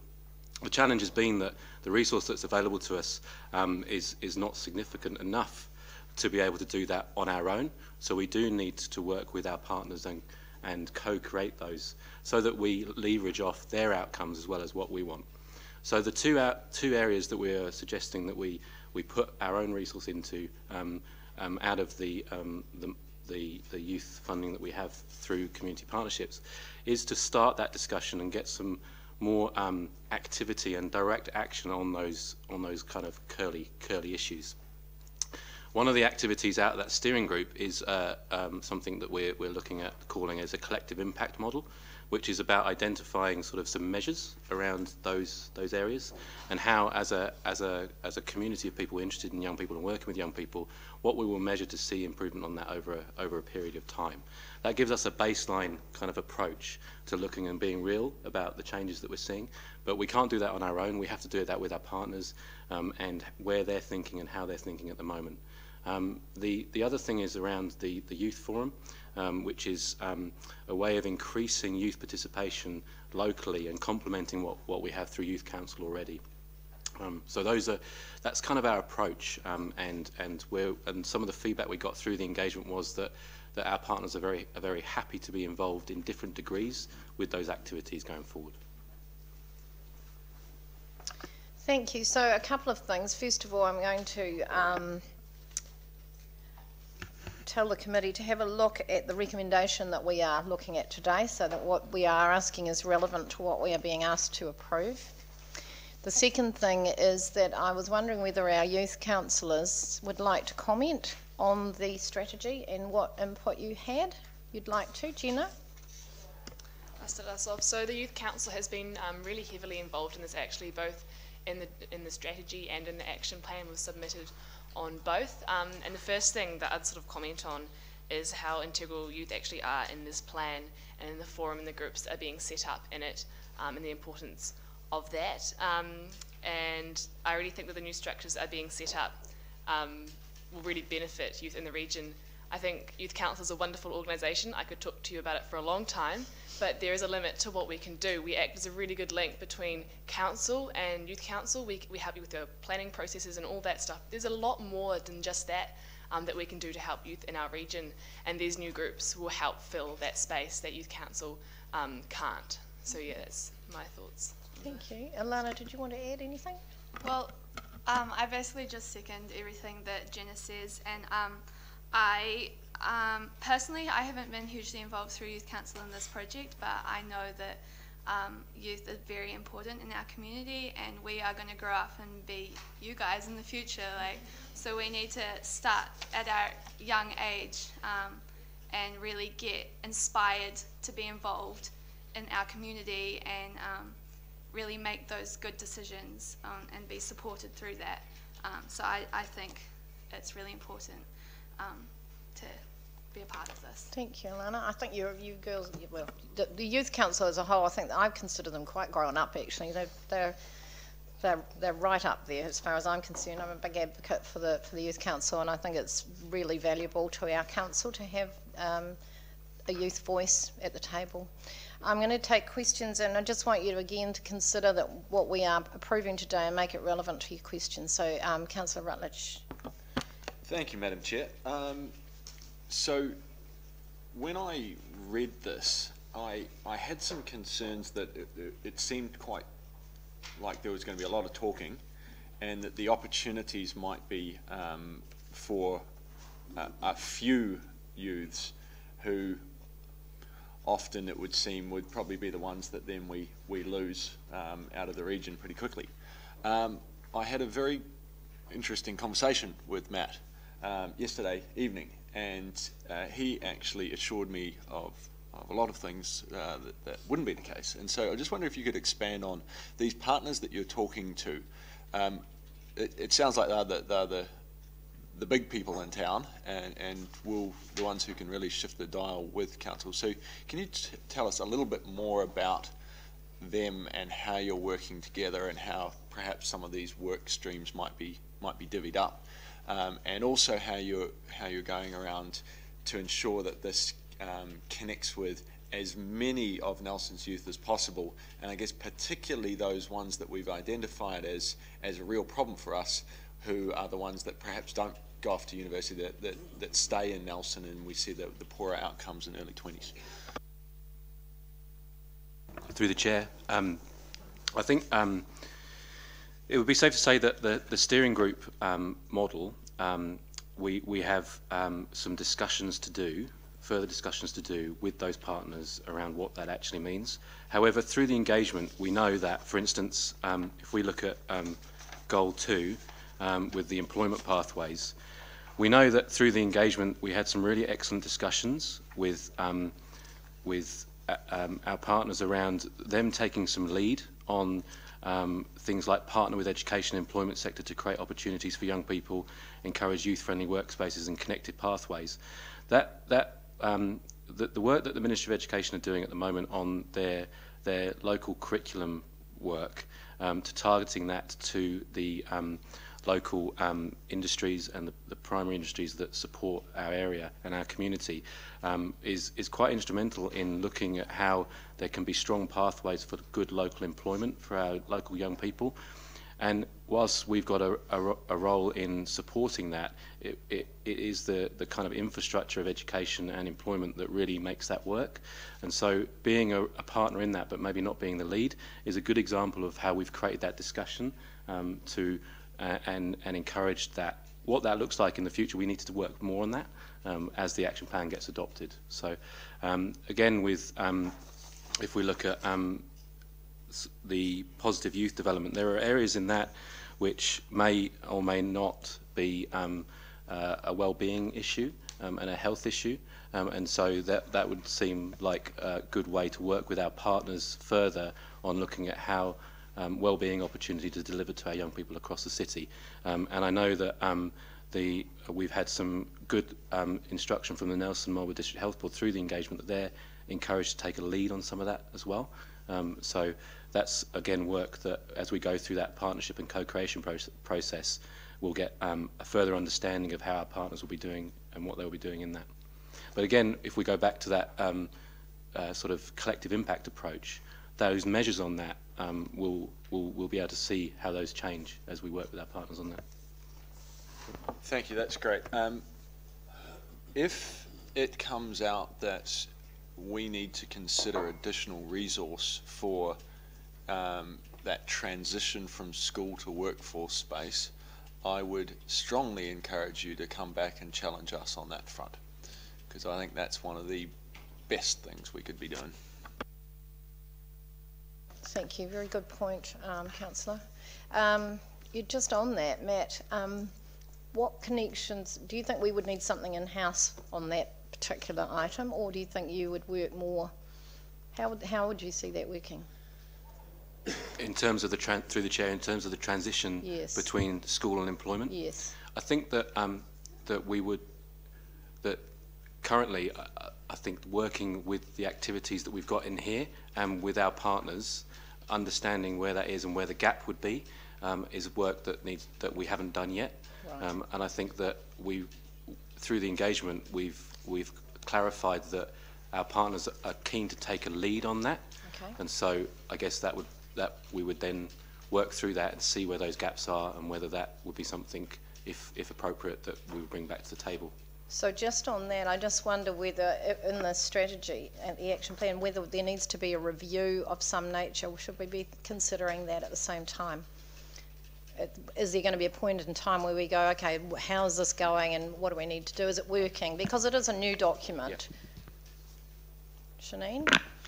Through the chair, as we go through actioning the action plan, we will be able to then reflect back. So at some point, I think we do need to report back, at least through this committee, through the status report, and we can put up a paper as needed as well, if we need to change the plan. Right, okay, I've got this wonderful person sitting beside me who said we can do it through the quarterly report. Right. So let's start there, and if we need some action out of the quarterly report, we can then raise it onto a status report. So that's good. I think it's very important that we monitor a new strategy. Who have I got next? Yes, I have. Thank you, Councillor Laurie. Thank you, Madam Chair. Councillor Rutledge picked up on my concerns as well, but sort of taking them a little bit further, I'm interested in the youth forum as a sort of a balance, if you like, to the wonderful Youth Council, which I think the Youth Council is a fantastic organisation and something that Nelson should be proud of. But in my experience, the Youth Council appeals to a certain kind of young person in Nelson. So I'm just curious as to how we can make the youth forum something that presents us with an alternative view of young people? I can speak about the awesomeness of Youth Council for quite some time as well, and it is correct that it doesn't do all things for all people, and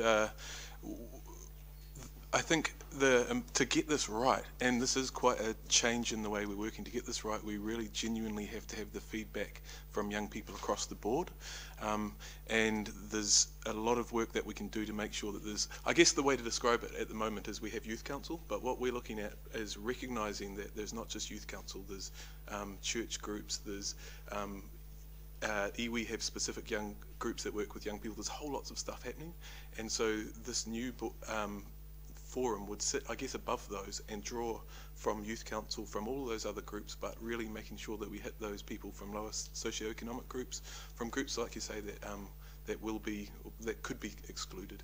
So that's a real focus that's the whole point of it, I guess. So through the chair, I imagine to get people participating and engaged, you're going to have to offer incentives.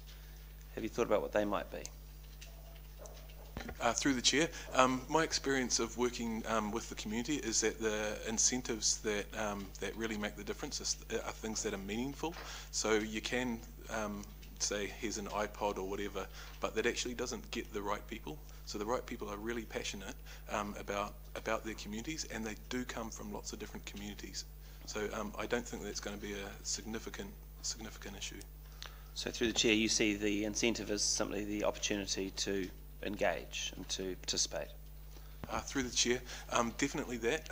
And from my experience of working with Youth Council, Youth Council is kind of a way of boosting a young person's opportunities, and I would see that being involved in this forum would not only allow those young people to benefit their community, but for those young people to have something on their CVs, to have new social networks, to have a whole lot of opportunities that they otherwise wouldn't.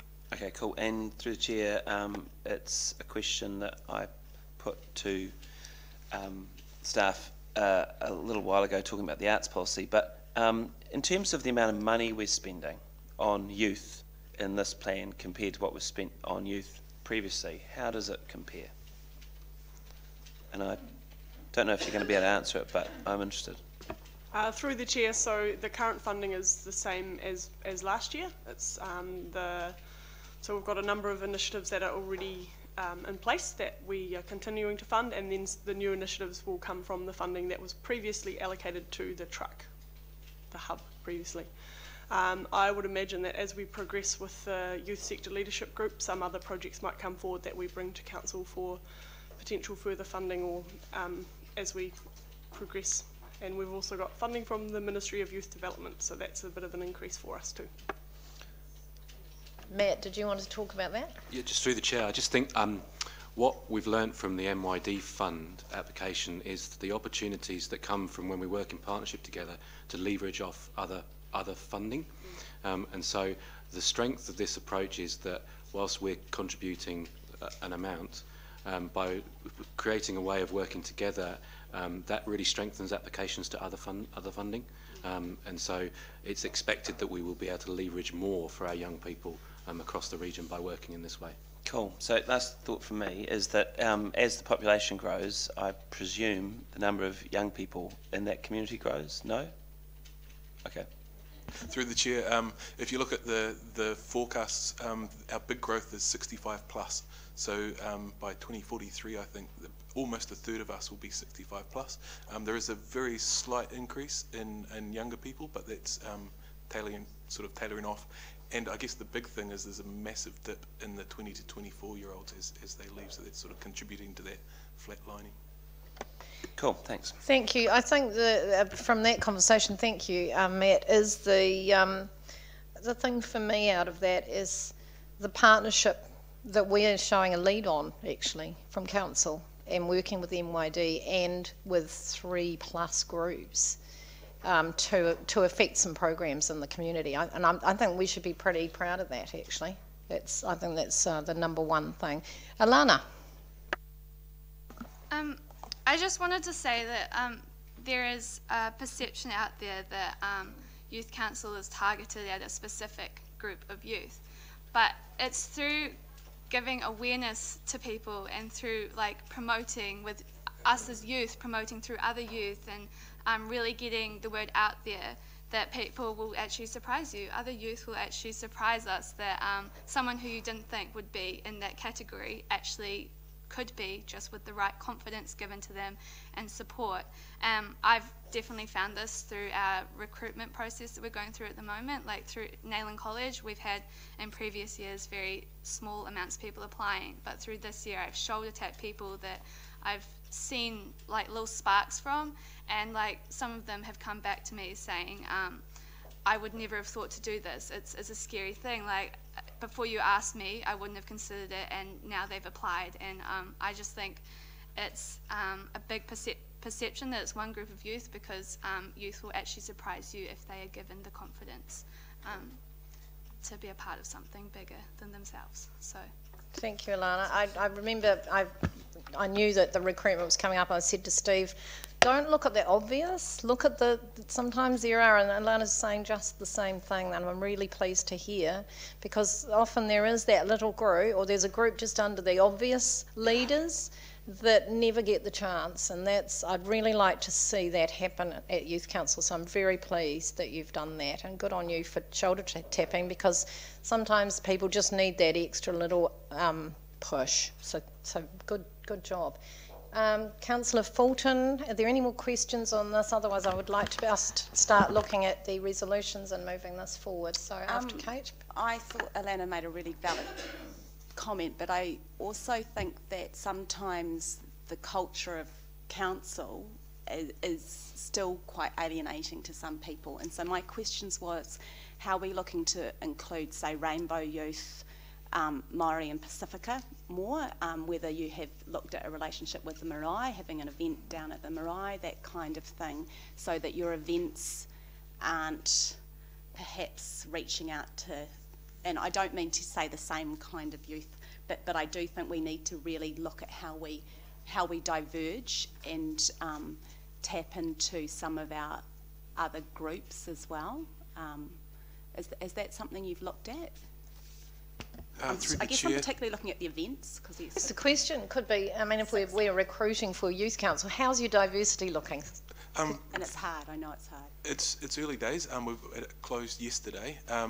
It's looking really positive from that front. We've had quite a number of young Māori apply, and some people from the queer community as well. But I think wider and going forward, I think it's important to, and I'm just going to move it a little bit back to the strategy, is that this is really about building partnerships and going outside of council. So although we've done some work in the space around Youth Council this year, I think actually the sort of fundamental structure of the youth strategy will allow us to improve that. Great, thank you. Thank you. Look, I'm going to move this recommendation. I'll second it. I'll take Councillor Fulton if you don't mind. I do. We've got co-seconders. It's very nice to see that you're keen to adopt this.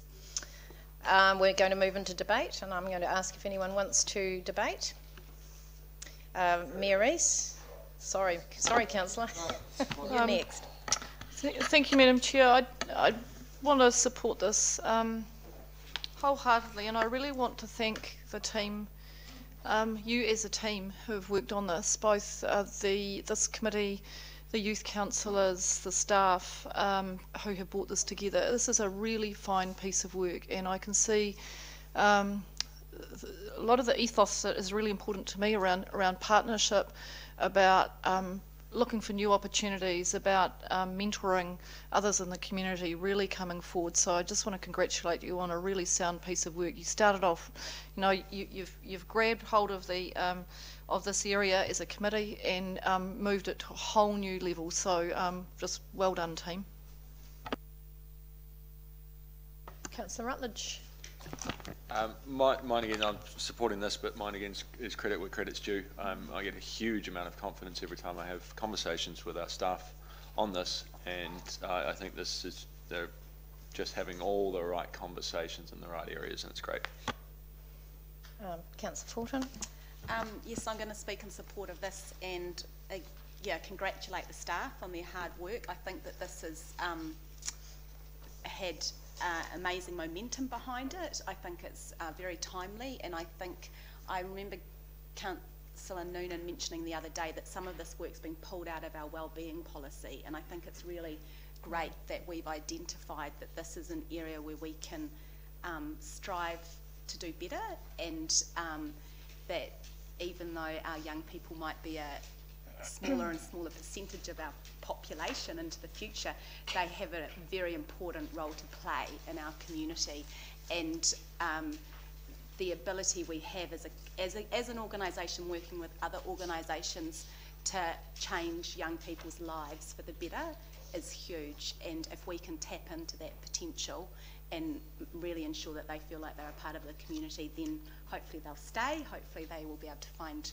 meaningful employment and learning opportunities, and that really creates such a more vibrant city for all of us. So well done with identifying the goals and how we can work in this area. Councillor Courtney, and then I'm going to say Thank you, what I Madam want to say. Chair. I'm delighted too to be part of the committee that moved this forward. It's another success for this council, I think. As Councillor Fulton said, our youth are our future. So it's just fantastic as far as I'm concerned to have this this moved forward and to learn, and I don't know whether Steve mentioned it, Steve Stiles, but I heard that the applications for positions on the Youth Council were the application of a number of 50. Isn't that exciting? 50 applications. Just over 50. Righto, well there you go. Isn't that in itself exciting? But look, the line for me for today came from Alana James. It was such a line, a wonderful line. Youth will surprise you if you just give them a chance. Isn't that beautiful?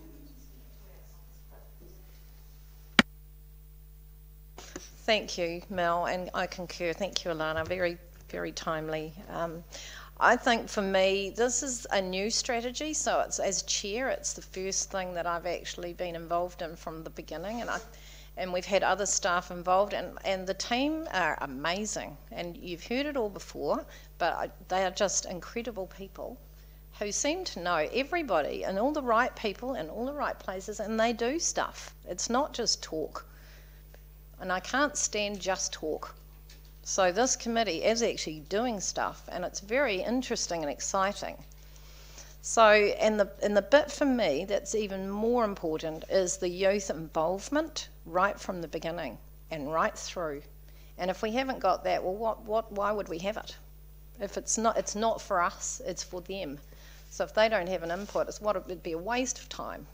So I'm very proud that we can put out a policy that's youth-driven, youth-led, and looking into the future, the youth will be driving it.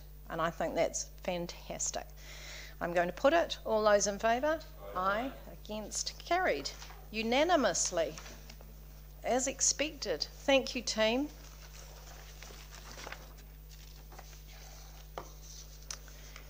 I might have to drop a star upstairs, actually. I've only given 1 star in the past, and I think there's one coming your way later.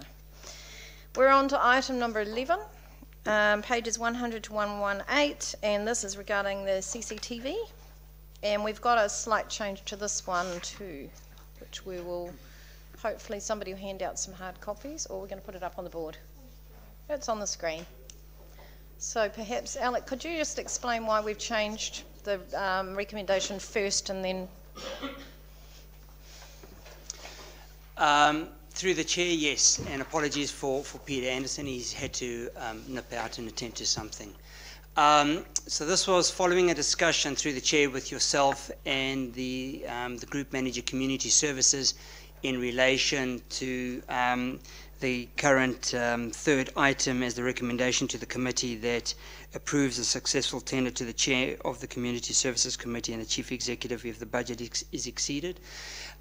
We accept that that is only a decision that Council can and should make underneath our current delegations, and so we've amended that recommendation to be a recommendation to Council, but we've also limited that up to $50,000, which we believe will be adequate for us to go to tender, accept a tender, and get on with this work with urgency.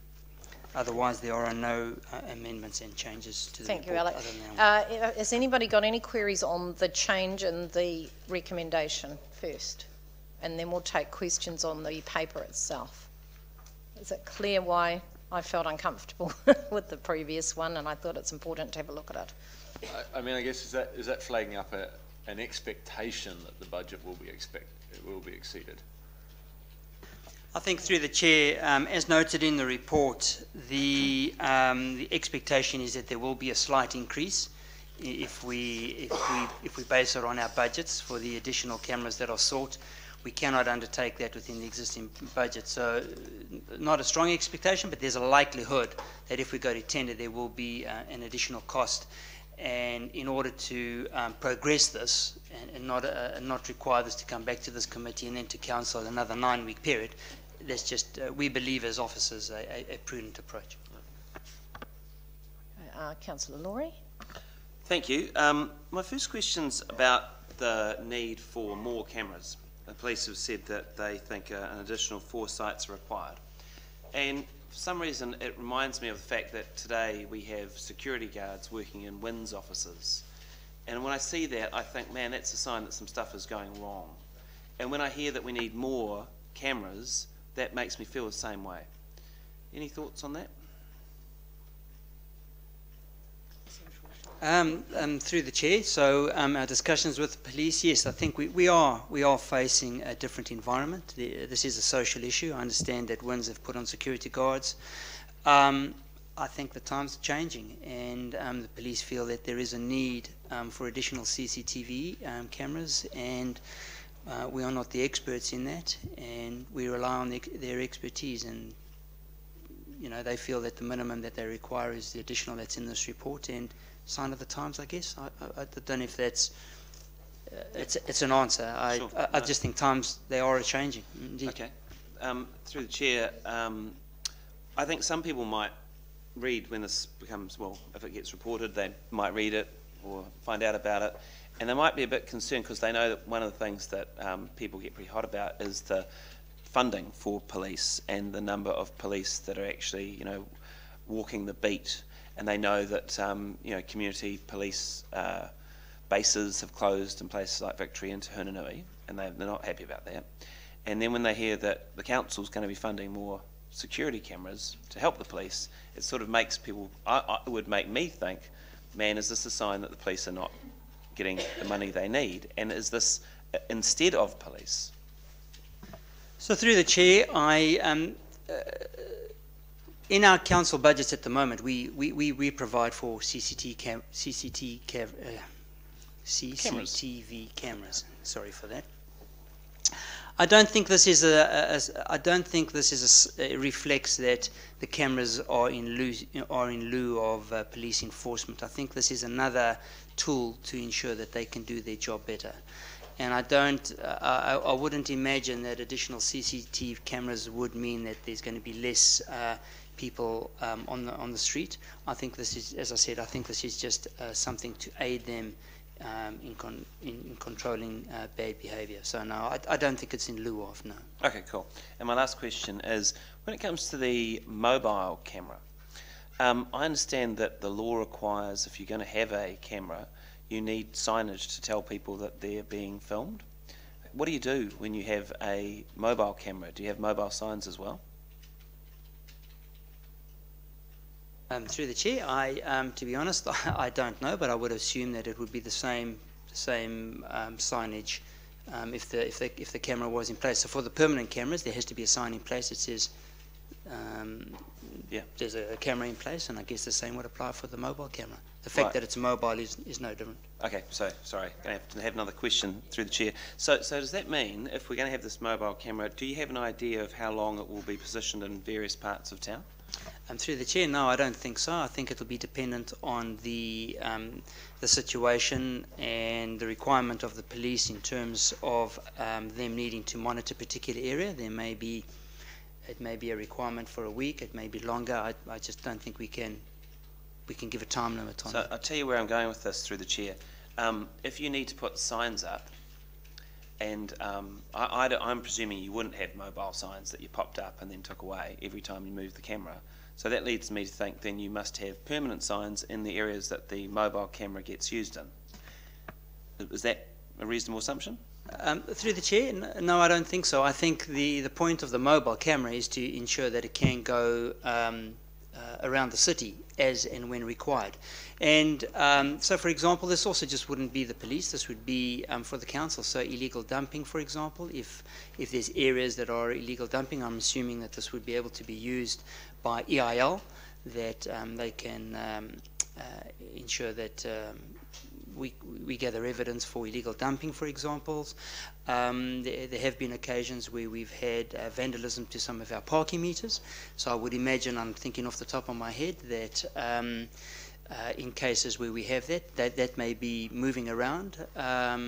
We have issues with graffiti and vandalism to infrastructure. So I guess it'll be moved around as and when required across the whole of the city. I don't think there will be permanent locations for the mobile camera. Right. So I'm sorry to labour this, but I think it is really And interesting. how are you going? Are you, I'm nearly there? I'm getting there. So I'll tell you what's kind of inspired this a little bit. When the camera that we paid for went up in the Victory shops, which was a great move by the council, some signs went up, quite a number of signs went up in the neighbourhood saying something like security cameras for crime prevention, or crime prevention area cameras, or something like this. And a lot of people didn't like them because they felt that it tainted the area, and they would have probably preferred it if there were no signs and just the camera there. And they didn't understand why the signs got put up, because that told people, you know, don't do naughty stuff here because you'll be on camera, go and do it somewhere else. But it was explained to the community that the signs had to be there because of the law. So if we're going to have a mobile camera, that issue needs to be addressed. And because I for one don't want to see more signs going up in other parts of the town saying the same thing, making people feel unsafe. Through the chair, the only thing I can offer, as I've indicated, that if the mobile camera requires signage as required by the law, then we need to put that up. I'm unsure, and I appreciate the comments you made in terms of the community noting that when the sign's up, there was a stigma attached to that. And I can understand that, but we certainly have some areas in our city that the police feel that they need to have a closer watch on, and I personally don't think that this is. I think this is just something else that the police are wanting to do to make sure that we are safer, not the other way around. This is my last point. So when we go for the when we get more cameras, the police want 4 more cameras. That will require more signs. So I would really appreciate it if this council could actually have a conversation with the police about the wording on those signs, because I don't think actually saying crime area is useful. I think being able to say smile, you're on camera, or something like that would actually would be a better thing for us to do. And I think actually when you say crime area, camera prevention, blah blah blah, you actually make people feel, people will feel worried. And I think the whole point of the cameras is to make people feel safer. So I would like that noted, that when we get the new cameras and the signs that go with them, I would really like the council to talk to the police about the wording on those signs. Through the chair, we will undertake to do that, and provided we have the ability to change the wording on the signs, and we will work through our communications and the police to ensure that. However, we will work under constraints, but we will undertake to have that conversation. Thank you, Councillor. I think you got what you needed in the end. Councillor McGurk, I think. Yeah, thank you, Madam Chair. Questions in 2 areas. So just going through the numbers. I think is the page 112 of your business case is going to just help me understand. So we're basically up for 92,500, and the extra camera is 122,500. So that's the cost of the hardware. I'm assuming that you've depreciated the way it works out. The cameras have probably got a life of about 5 years, and you're depreciating so at the end of year 5 they're worth nothing. Through the chair, yes, I'm not too sure off the top of my head what the life of the cameras are, but yes, that principle, as with any other of our infrastructure, would be experiences. Correct. Technology is going yes, forward, absolutely. And yep. Yes. In 5 years, they'll probably give you the name and address of everyone that's on the camera. So and then we've got an operating cost of about $47,500 a year. Does that sound about right? Through the chair, yes, that's articulated on page 3.3 of the report. Right, okay. That it's 47.5 for annual maintenance and under 4.3 a budget of 92 Yeah, capital. So it's a sizable investment by council. Oh, absolutely, and it always was. That's the point. Are we getting any contribution from police apart from monitoring and? Through the chair, no. No, right. Yeah. Now the next thing, and if we're going to invest in this sort of thing, in your discussions with the police, have they given you any evidence of information where these cameras have actually contributed to a downturn in crime, or has it got a feel-good factor about it? Through the chair, so I haven't personally been involved in the conversations with the police, but I would imagine that this mechanism, we're not the only city in New Zealand that has cameras, and I presume there is a need for these cameras and that they do have an effect, especially with the enhanced screen definition in terms of being able to identify perpetrators. So I would imagine yes. Just adding to that, on page 105 is a letter from the police which says that police have solved several crimes with the help of these cameras, and they support. I read that. I'm just wondering. I don't think they're going to tell us which ones. Well, the sort of thing that I'll just paraphrase here, the sort of thing I'm thinking, since we've had these cameras in this sort of space, we could say that the occurrences of thefts from motor vehicles has declined or hasn't increased or something like that. That's the sort of high-level information. I'm not asking that we've caught this person on this address because of the camera. I'm just expecting this is over a 5-year period. You're looking for trends, the way policing operating. They don't want, you don't want. You want crime to be suppressed, and you can't probably put it all to that. But I would say in these particular areas where we've had cameras operated, I would have expected to see some kind of comment on the trend, on the crime trends of that area. I've seen nothing in these reports. Through the chair, I don't have that data available, but I can assume that the police have left their letter at a high level on purpose because it's in a public report. But yes.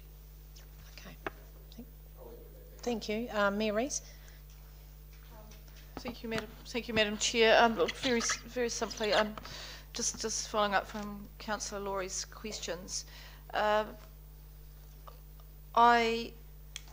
would presume that we're going to make sure we comply with the Privacy Act in relation to these matters. I'm just wondering whether it would be necessary to put a clause in the recommendation that simply, I mean, this is legislated. Privacy Act applies to this, Principle 3 applies to it, but I would have taken that as given that our officers and our organisation comply with the Privacy Act and are quite across those operational matters. So I'm taking it that that's through the well chair, covered. Through the chair, yes. Yeah, thank you. We don't have the ability to work outside of any law. No, so there is an act that applies to the matters around CTV cameras, and the Privacy Commissioner's given quite a direct report about it, and I'm sure the officers are well across it. Okay. There's also guidelines to the police on how they can use it. Councillor Fulton, have we got anybody else? Can you indicate now if you wish to speak? Yeah. I've got a noted. I guess I am curious, why don't the police help pay for these? Like, if it's one of their main ways of identifying crime, why is it fully funded by council? So through the chair, council already funds these. So there's already 93 odd thousand in our budgets, and council has undertaken to provide those CCT cameras. The police don't contribute. I think we all know that their resources are stretched, and this is something that council supplies. Other than that, I can't advise why. So has a conversation ever been had with the police as to whether, if they funded some, there would be more? Like I imagine that it's been a council initiative because it's on council located property or something. But would the police fund more if they had that option? Or do they not have the resources? So through the chair, as I said, I haven't been in discussions with the police directly. This has been initiated by others. The only thing I can say, so I really can't answer that question. That question may have been posed to the police, but I can't answer that question, other than it's in our budget, we provide for that. There's a minimal additional charge that we think is going to be incurred if we go out for these new cameras, plus the 4 new locations, and it's funded by council. And so then my only other concern, I guess, and Councillor Laurie alluded to that, is if you end up with more CCTV cameras in certain locations, do we move our crime out of sight, so into other suburbs? And so are the police monitoring, is there a monitoring system in place in terms of statistical analysis to see if that's happening? And I am going to, my car, I've never had, we live on a really safe street, and my car windscreen was smashed last week by a bottle, and there were 4 apparently in our area. So, but the first question I was asked was, is it on CCTV, which it wasn't, but then there was no follow-up, no contact at all from the police about that issue. So I guess I'm just a little bit concerned that if the CCTV cameras is their main way of addressing crime like that, how do we ensure our suburbs are looked after too? I don't think think our staff can answer that. Other than that, the only thing I would say is I presume you did report that, and the police, I've had excellent I've had that outside my house, for example, and I think that's just a random act of, in that case it was youth that damaged a vehicle of ours. But no, I think we need to have faith in our police that they are following those trends, and that they are following everything that's happening around the city. Okay, I just think a statistic analysis would be very helpful. Thank you. I'm going to look at moving on with this. I think we're going around the houses too much. I don't think we're covering any new ground, and I'm looking for someone to move this recommendation.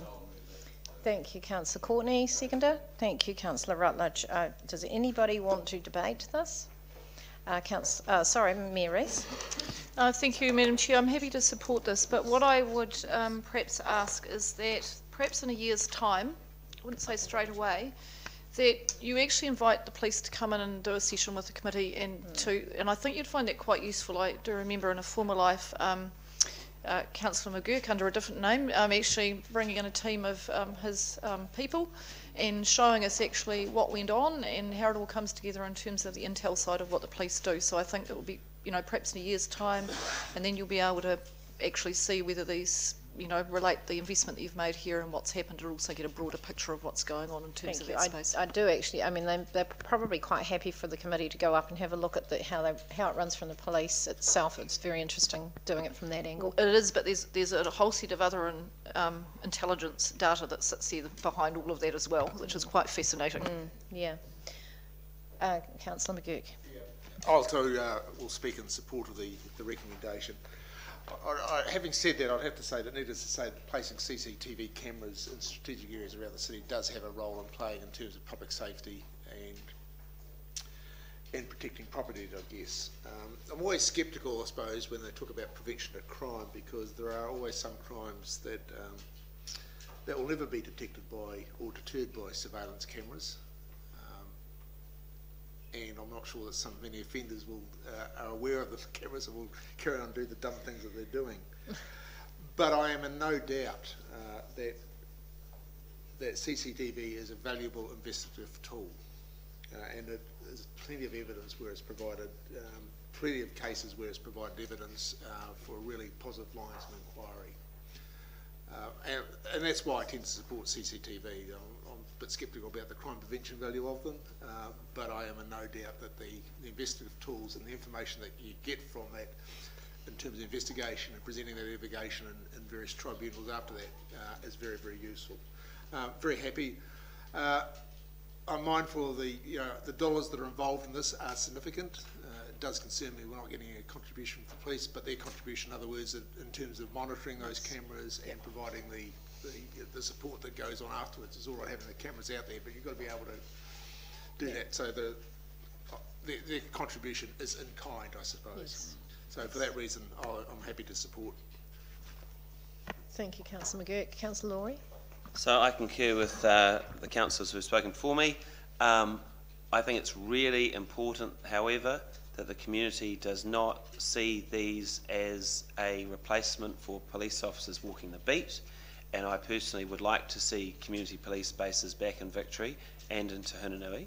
I'd much prefer to see police officers actually in the community instead of cameras, more than cameras, but I see that cameras have a place. But I'm going to go back to something I was saying before. This is the signage that went up all around Victory, crime prevention camera area, and Mr. Ward and I spoke about this at the time, and apparently there are a limited number of words that are acceptable for these signs, but I don't think that more of those signs going up around Nelson are going to make people feel safer. And the point of the cameras is largely to make people feel safer.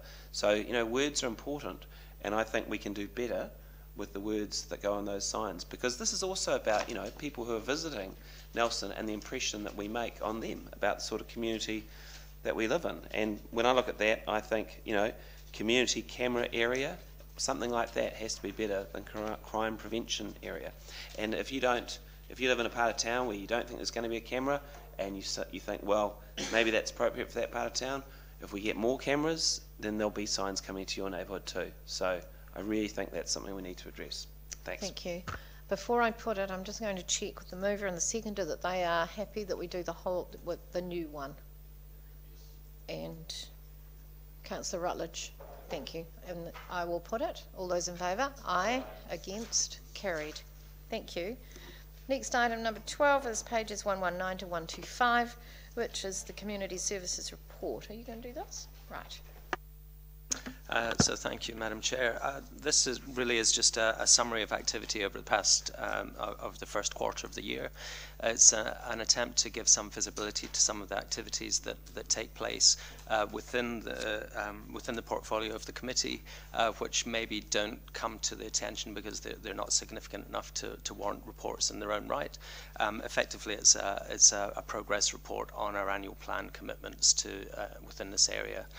So we've got manager community partnerships and manager libraries and heritage are able to answer any questions, but it really is more for an information report than a detailed analysis. But happy to take any questions on it. If there are no questions, there are. Just Councillor as simple as, are there any areas where we are under or over delivering that you'd like to point out to us? Good question. So through the chair, I think there is some frustration around at a staff level with the progress of the Elmer Turner Library redevelopment, but that is understandable given that it is a big project that's been sitting in subsequent LTPs for some time, and it's only once we've got down to the business end of the project that actually we've started to interrogate what we're actually trying to achieve. So I think it is important that we do take our time and get that right, given the amounts of money that are in there. So that would be an area where we would like to be further forward, but aren't. But above that, I think we're pretty much in line with where we'd hoped to be. Right, I'm going to move the report. Do I have a seconder? Thank you, Councillor McGurk. I'm going to put it. All those in favour? Aye. Against? Carried. Youth Council update. Who's first? I'll start us off. Thank you. Well, as you've heard, we've currently undergoing the recruitment process, which we've already covered quite thoroughly previously, but so that's happening. Not sure when the announcements will be made of next year's Youth Council, but that's not our job as Youth Councillors. Our year's coming to an end. Our last Youth Council meeting is next Tuesday, and it's kind of sad. It's my last year, so but we have had a few events we've been a part of and projects that we've been involved in or running. So firstly, what now? A couple of weeks ago, we helped out with the running of that event and the pack up with that, which was awesome. She also offered to give us references for that position, which was great, and that was obviously a really good community project for us to be involved in, focusing on the younger youth particularly. Another big thing that we've been working on recently is the skate park design competition. I don't know if any of you have heard about this competition, but we've basically been, the old Lumpy skate park next to the Trafalgar Centre over there is looking for a update in its design, and so it was put to Youth Council to go out and somehow engage with the community to get a design. So we decided on a competition, and so we've run this competition. We've had 10 entries. We tried our best throughout schools and community to get as many as we could, so we were pretty happy with 10 because it is a pretty difficult thing to get people involved in. And we've picked our winner/winners. We decided on a few collaborative artworks to create the whole, and that is going to be announced shortly. No date has been confirmed yet, but that is a process that's happening in the moment, and then painting will come after that. So that's being organised at the moment. Okay. And I think Jenna has a few things to add. Sorry. Since it's your last year, I've just wondered whether, well, you're leaving at the end. Is there any particular highlight or something that you've experienced that's been really helpful for you personally? Personally, it's been a process. Since I first arrived, start of last year, I had no clue what I was doing. I honestly had no clue, and over the whole time I've been on Youth Council, I've really had my eyes open to so much, and I'm sitting here today like I'm actually understanding stuff. Like I've sat at a few council meetings and I'm like, okay, what's going on here? So I'm actually understanding and processing differently, which is, it's a great feeling, and I feel like it's great that youth have this opportunity to be a part of this learning process and being a part of the bigger picture and not just like small things. And that's why I definitely think it's so important to encourage it throughout our youth, and even like groups that you wouldn't think it's a very scary place and don't expect it. If you give them the opportunity to come in and see that it's not actually that scary, I mean, you're going to have people like always coming, or I don't know, but it's really been a process, and I've thoroughly appreciated it. So. Thank you. I think we should use you for advertising. Gina. Yeah, definitely. Alana's covered most of it, but I've got one more point of what we're just doing as we're sort of wrapping the year up. It's to do with the Arts Fest, and quite a few of us have been volunteering at the events for the Arts Fest, and we're also in the process of helping the team with the mask parade, so giving input, as we have with previous years, on what the youth zone should look like at the mask parade, as well as actually volunteering on the night, which we will be doing as well. But just great to do some last little bits of youth input before the year wraps up and we say goodbye to some of our youth councillors.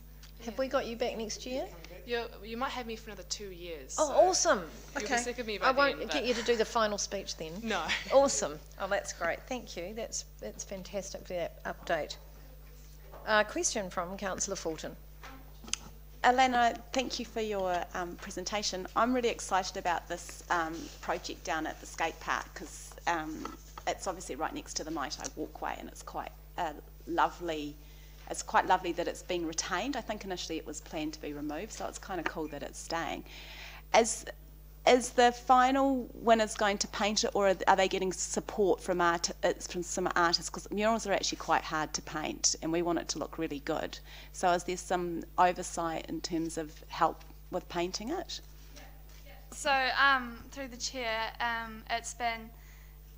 it was put out from the beginning to people who were applying or like putting their designs in, that if they had friends and family or communities around them that would offer to help paint, that would be awesome.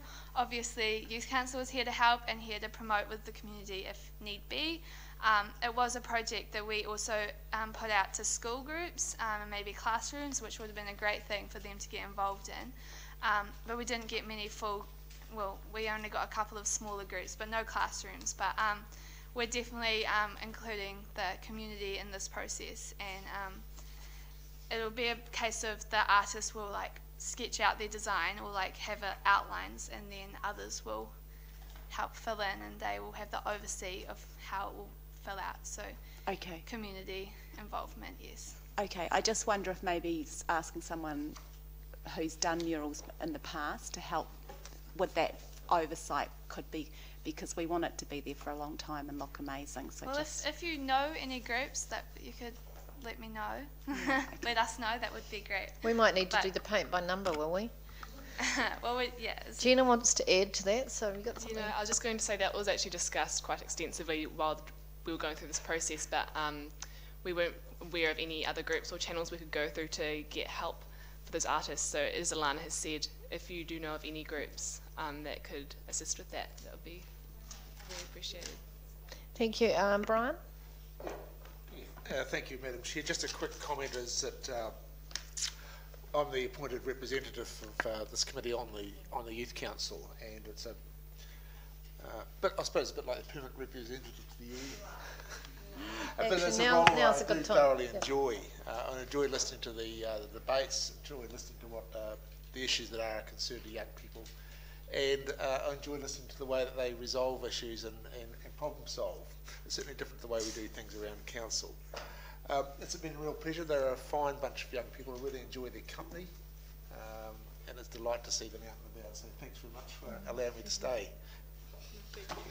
Thank you, Brian. And actually, I did check with the staff about the way that we would handling our representation from this committee to the Youth Council, because there was a little bit of resistance to changing the method, which was two permanent people, two permanent councillors being on the, because that was what they were used to. And I just thought that when I took on the role, I thought it would be actually really nice to have different members of the committee rotating so that the councillors could meet different councillors, and apparently it's worked okay. So yes. Yeah, if you're looking for some feedback on that, I think Youth Council has really benefited on it because we've had different viewpoints with the different issues we've been discussing at different meetings, and it's been really helpful that we get something fresh, you know, and different each time. And just on a final note for what I'm saying, I'd like to just thank everybody as it's nearing the end of the year and probably the last time I'll be in here this year. Thank you so much for your ongoing support for Youth Council. The process that you go through as a Youth Councillor is just invaluable. As an example, at school, if I'm sitting at a meeting at school, I can tell, even if I didn't know, who has been on Youth Council, just by how they speak, the questions they ask. It's incredibly invaluable, and I'd just like to thank you all so much for your support that makes this group happen. It's really good. So just continuing, we will continue with that method of, Brian of course is going to stay there, and we will need to do another roster because we've run out of the year. So those who have not been rostered will be rostered on, and I just want to say thank you to those who are allocated a month and do go and attend. Your input has been helpful to me as chair. And I think the important thing is that the youth councillors have met different people they wouldn't normally meet, and there was, you know, then we're not as scary as maybe they thought we were. Have you got a final word, councillor? Yeah, I just wanted to say that the Youth Council election night that was candidates forum that was organised at NMIT was a highlight of the recent election campaign. It was in a place that was a little bit hard to get to. It was up some stairs, it was a lecture theatre, and I was thinking to myself, and I think the other candidates were thinking, well, I wonder if anyone's going to turn up. The place was packed, and people were engaged, and they asked good questions, and it was really fantastic. So I was just so thrilled that you guys organised that. Because I think it got a lot of people perhaps a little bit more engaged in the election than they might have been otherwise. And what I would like to say is it would be fantastic if you did one for the local government election as well, because that'll be the next one. And if you get more young people, you know, coming along to an event like that, I really think it'd be great. Yeah. So really well done. I was totally impressed. Thank you. Final word from Mary's. I'm actually thinking about canning the Youth Council. I think it's become quite problematic because I'm quite convinced that they were responsible for luring What Now to Nelson, and then having me out there on a very cold day, having my arm stuck in freezing cold ice cream, cold baked beans, gunge, and some other revolting thing. So I'm just going to have to keep an eye on it, because I think it could be dangerous for my health moving forward. But it was a huge amount of fun, I have Yes, to I say. bet it Huge was. amount of fun. I hadn't been, I must admit, I'd had a little rest from What Now, because the last time I'd watched What Now, Tamati Coffee was on there. So. Thank you. Awesome. We're up to 10 to 12. Madam Chair, my apologies, I need to leave. I've got a plane to catch. Oh, okay. Well, happy travels. Thank you. And keep safe. Apologies. And don't think about us once. We're moving on to the Draft Heritage Activity Management Plan, item 14, and starts at page 126. So we bring Jay. Thank you.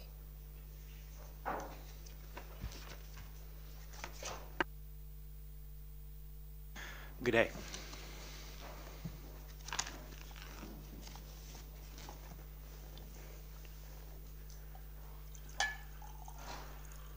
Before Jay starts, I need to point out that we are at quorum. So if anybody needs to leave for any reason, I'm hoping we'll be out of, well, it depends what you're going to be doing with these items, but I just need to point that out. If you need to leave, please indicate, because we'll have to adjourn the meeting. Yes, through the chair. I'll give just a brief summary, some highlights, and I've of course taken that you have read the report. First off, the scope of this activity management plan is activities relating to founders, the 3 heritage houses the council owns, and various heritage activities across Nelson, such as the Heritage Week. It doesn't include the facilities themselves. Of course, that's in the facilities activities plan. It's been covered elsewhere. The emphasis on this round of the AMP for heritage is, as per our workshop in mid-July of this committee, to opt for the option of a hybrid of community activities and on the one hand and economic activity on the other. We've done that to a certain extent as we've gone along, just by happenstance, but we want to be more intentional in this approach to balance these each year as we go through our budgets and our programs, both the community side and the commercial side of the activities, especially in relation to founders. And the third point I would emphasize before taking questions would be the strategic planning aspect. That's been an issue of concern of people in the public and otherwise. We have various strands of plans that have of strategies and SWOT analysis and this sort of thing that have been gone through with the houses and with founders, much of which is included as the strategy portions you'll find in this document in the basic form. But what we want to do is take those strands that come from before and from this past year since I've been here and pull them together and have a more comprehensive heritage plan across Nelson. And to that end, we've included some financials, a proposal for funding for some strategy assistance in the next budget year so that we can address that more concretely, tidy that up, and have a more comprehensive plan. So that will help address that question, I think, before it arises, because I know it was an issue amongst various folks around the community. Otherwise, I just would highlight, put before you the report, and you've had a chance to review that, and I'd be happy to take any questions. Thank you. Thank you, Jay. Any questions? Councillor Courtney, thank you.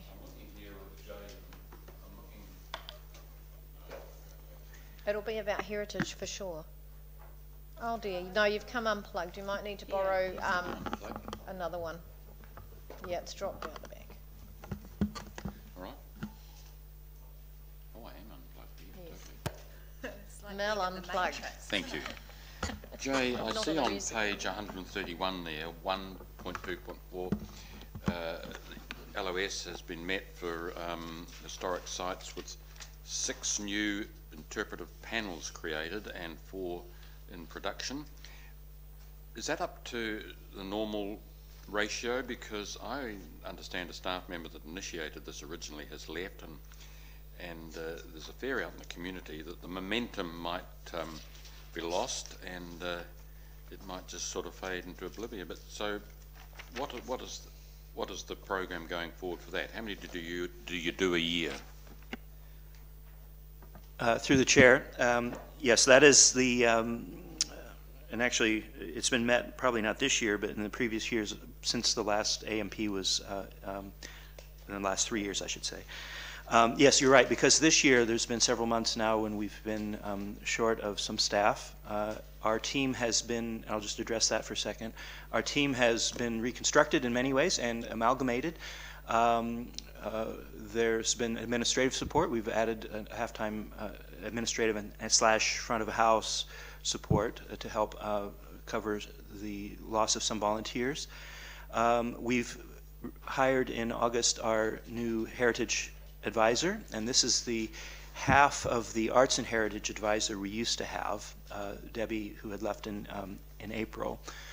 We've filled the art side, you saw Marie earlier today, and also the heritage side with Tom Ransom. Now, he's doing a good job of getting on the ground and getting started. And it'll be his role, and then finally there's the conservation person, really, collection and display person, technician who is being hired as we speak. That will conclude the amalgamation of our heritage staffing. But back to Tom for a second. He'll be looking at these interpretive panels, and we were sure to follow through on the suggestion from the last round of adding upwards of $3,000 per year to make sure that this actually happens, and that'll be one of his things to be watching over and helping with moving forward. Yeah, that's excellent. Pleased to hear that, aren't you, Madam Chair? Thank you, yes. That's exciting because we really do need to build our heritage. There is a feeling in the community that we're slipping in this area, so we've really got to make more of it from the visitor perspective, and locals are feeling that way too. Is it true that our heritage houses, the visits to heritage houses by locals is increasing? Yes, through the chair. I'd have to double check the numbers exactly. Significantly, I've been told. But certainly with ISIL, since we just took that over about 18 months ago, there's obviously an increase in the last year because there's been more emphasis through the council and through the ISIL markets on Thursdays. There's been good exposure of the house, so there's been numbers that have improved there. The events that go on have been very well attended. The ISIL in Bloom and the Rose event at Broad Green last year were both very heavily attended. And I think the numbers at Broad Green are at least steady, if not growing. Certainly, the numbers at Founders are good that way in terms of locals and visitors. Another one that's come into my mind right now from speaking to people. No, it was in a report I read where they've sort of paused the acceptance of donations and bequests to Broad Green House a few months ago. And then, you know, I talked to people interested in Melrose, and they're looking for furnishings and things that could be helpful to them. So is there that coordination between the historical houses, venues, even thinking of Founders, really, whether some of that, it just seems, I'm uneasy about the fact that these bequests and donations and loans of articles have been sort of paused. Could you have a comment on that? Yes, through the chair. It's an excellent question, Councillor, and it's a direct result of our staffing shortage since April, since that's when we would have put that word out there. And again, apologies that it's taken us till October to get the position underway, essentially, and it'll be hired for next month. Because that position is what covers off the statutory requirements. The reason we had to put a pause is that in terms of historic sites and the management of historical artifacts, there has to be a registry maintained, and in fact this new role has an added emphasis on collections, on managing collections, so that will be even more highly have more hours toward it than previously. But yes, unfortunately in the last few months, because we haven't had that statutory support staff, that has had to be on hold temporarily. And we thank people for their patience in that regard. I'll just follow up with one. I'll let you have one more. Good on you. Thank you so much, Madam Chair. There is a feeling in the community too that there needs to be more of an injection of heritage into Founders. Is that well founded? I mean, well founded. Well founded and founded. Yes, to sort of come alive from a heritage perspective. What's your view on that? Through the chair, just to ask clarifying, can you say a bit more about what would the expectation would be when you say bringing in heritage to Founders? Because there are a number of places that are part of Founders that very much are in that fashion. The bequests and loans of certain items, just to sort of make it come alive a bit more from a heritage point of view. It's supposed to be a heritage village. It's not supposed to be. It is a heritage village, and if they could just be dressed up more, the feeling from people, I haven't sort of gone deeply into it, but it's definitely coming back to me often that it needs to be more injection of that spirit of heritage there at Founders. It needs to be built up more than it is. Yes, through the chair. It's an excellent point, and definitely we want to keep working in that area. In the past year, for example, there has been the refurbishment of the building that is now the bus garage, if you will, historically, and also adding the precursor of Mitre 10. The company that was established 100 years ago in New Zealand. There's currently underway a pulling together of items that we have already that we've been intending for this display, and that'll be on the far end of the heritage of the Founders when you're sort of going off towards where the plane is on that side of the end of the lane as you come in on the south or on the west there. Anyway, this is well underway for a new display that is in place, and that'll be highlighting, if you will, the aspects of the previous, hardware from 100 years ago, how hardware stores run. And one of the goals of the ground level display areas is to continue in that area. Another area that's under refurbishment, and it's not close to being public yet, so I'll just mention it here as something as a work in progress, is the print shop. There are some antique print machines in there, and that's currently undergoing an effort to see who can gussy that up as a display in terms of taking it on board. So there's a couple areas of smaller displays that are presently underway, and obviously we very much want to have that as an emphasis of the historical nature of the place. And the vendors that we have come in by and large also reflect that. Like the kite, this past year there was a kite, or not kite, but sail maker doing the historically accurate way of making sails. That is also a shop that she sells doodads made out of canvas and art. So the best of both worlds in terms of the historical nature of sail making, but also the sales of shops. Thank you. Yep. Thank you. You'll move. Do we have a seconder? Thank you. Councillor Fulton. I've got just a couple of questions. Couple of questions. Try and keep it brief. Yes, keep it brief, please. I just wanted to point out a couple of areas where I think maybe you could add in a little bit more into the next reiteration. And one is around the RMA and our progress. So on page 133 of my agenda, or 4.1 to 4.3, you mention the responsibility under the RMA and mention our changes to our plan. But I was on the Heritage Working Party some 7 years ago when we made significant progress and then it was stopped. And I think it's probably quite important to add a little bit more into there in terms of identifying heritage from each decade. It's not just about old, it's about heritage of every era.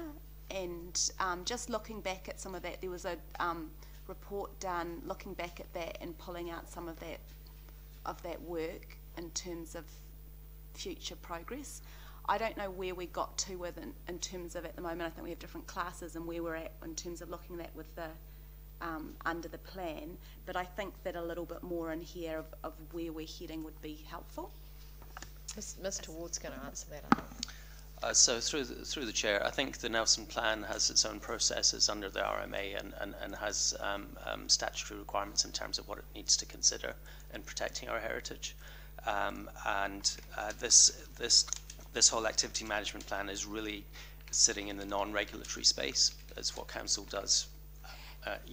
outside the plan, so it does have to reflect what the direction of the plan, but that direction of the plan hasn't been finalised yet in terms of heritage. So there will be, once that is notified and the Nelson plan comes through, then this will be updated to reflect that. Absolutely, I understand that, but I think that as a part of that working group, we did look at the non-regulatory space, and that we might look at plaques and just encouraging non-regulatory protection of heritage as well. So I think that even though we looked at it through the regulatory role, a lot of what we wanted to achieve was through the non-regulatory space, and so I think that that's not necessarily reflected here. It's not necessarily a financial, it's a showing support of people retaining heritage. So through the chair, I'm just not sure that piece of work ever got endorsed by council as in terms of the direction it was heading in. I think it was, and I know it has been picked up in order to feed into the Nelson plan, but I don't. And we can certainly go back and look at. Well, I guess that's what I'm asking, because I guess I would see that the non-regulatory part of that needs to be fed into here, so maybe it has to be endorsed by council, but quite a significant bit of work was done with Councillor Ward and myself looking at how we can support, and I'm happy to sit down and meet with you about that, about how we can support heritage in a non-regulatory way, and I guess I don't see that, and I agree, it was part, but when are we going to pick up that piece of work again? Yeah. Yeah, and then my only other point was that I think that we could expand a little bit on the role of Fairfield House. I think that it's a very important community asset, and even though it's not owned by council, it plays an important role in our community. So perhaps just giving a little bit of the, I mean, I know we only provide 10,000 in grant, but I think we also do quite a lot of maintenance of the gardens, and our relationship with Fairfield's very important.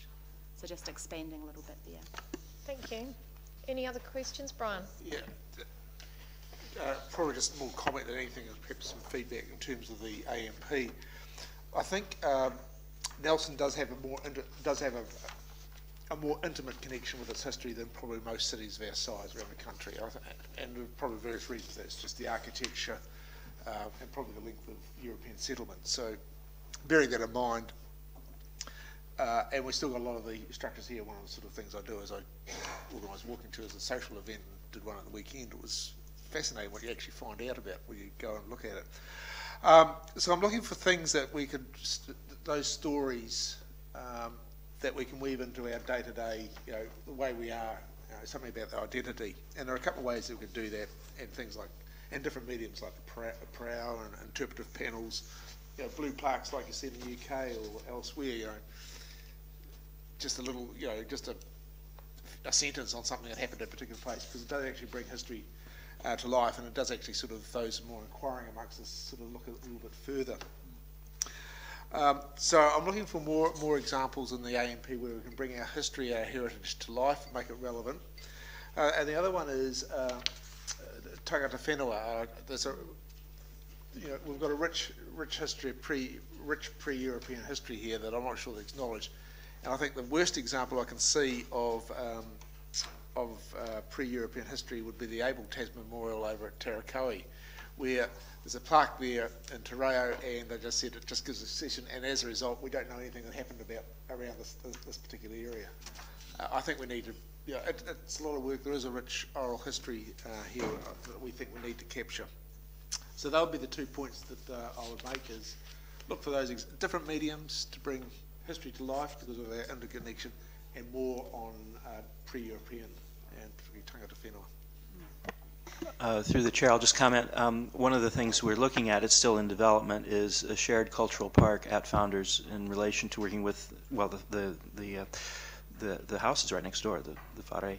So the question would be to do more things in terms of working together with Maori history and that. Well, a good example, the lake at Queen's Garden is traditionally an eeling area. It's one of the reasons why it's there. I'm not sure how many know that the water wheel in there is where the original mill was for grinding buried at Waka Cemetery. How many people know that, you know, one of the biggest mass victims of one of the biggest mass murders, you know? Brian, we should have your microphone on. This is really interesting. You know, besides the Mangatapu murders, are buried at Waka Cemetery. Those sorts of things are part of the heritage. And there's some good stuff and there's some not so good stuff. Yeah, really interesting. So there are a lot of little things that can make a difference. And tying in some of those things that we've talked about with the heritage houses, and we did talk about bus tour on Heritage Week, and I can't see that in here, but is it on your list of maybes to look at? Yes, because actually it's in early stages of discussion at this point, but I'd be happy on that relevant page, 27 or 28 I think it is, to add that as an example at the end of the sentence, that we would be looking at including open houses and bus tours as part of Heritage Week. Yeah, something that people have asked for is actually tying in the heritage houses in a tour type of arrangement. And while we may not want to go full force on a big budget, I think that Jay's suggestion was that we could do it in Heritage Week when we already have other bus tours happening, and make that a bit of a feature and see how it goes. I think it would be a good test for it. So I'm ready to put this. Do we want to debate it, or shall we put it? All right, I'm ready to put it. All those in favour? Aye. Aye. Against? Carried. Thank you. Thank you. Thank you, Jay. And thank you for your time last week. It was really helpful, I think. Yeah. The next, we've got 15, 16, 17 and 18 Nelson Youth Council minutes, and I have asked if we can take these all in one. And it looks like we can. Although I wasn't at the last one. Do you want to do the first three?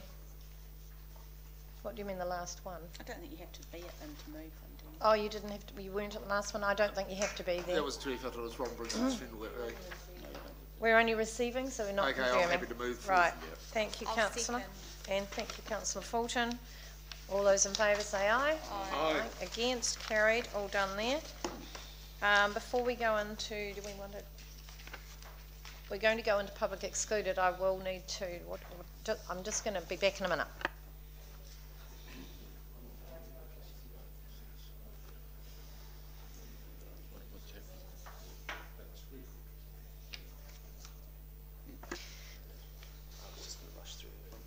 Okay, right, okay, thank you. We do need to move into public excluded. I'm just going to invite the two youth councillors to go have lunch, okay? And I'm going to join you shortly there.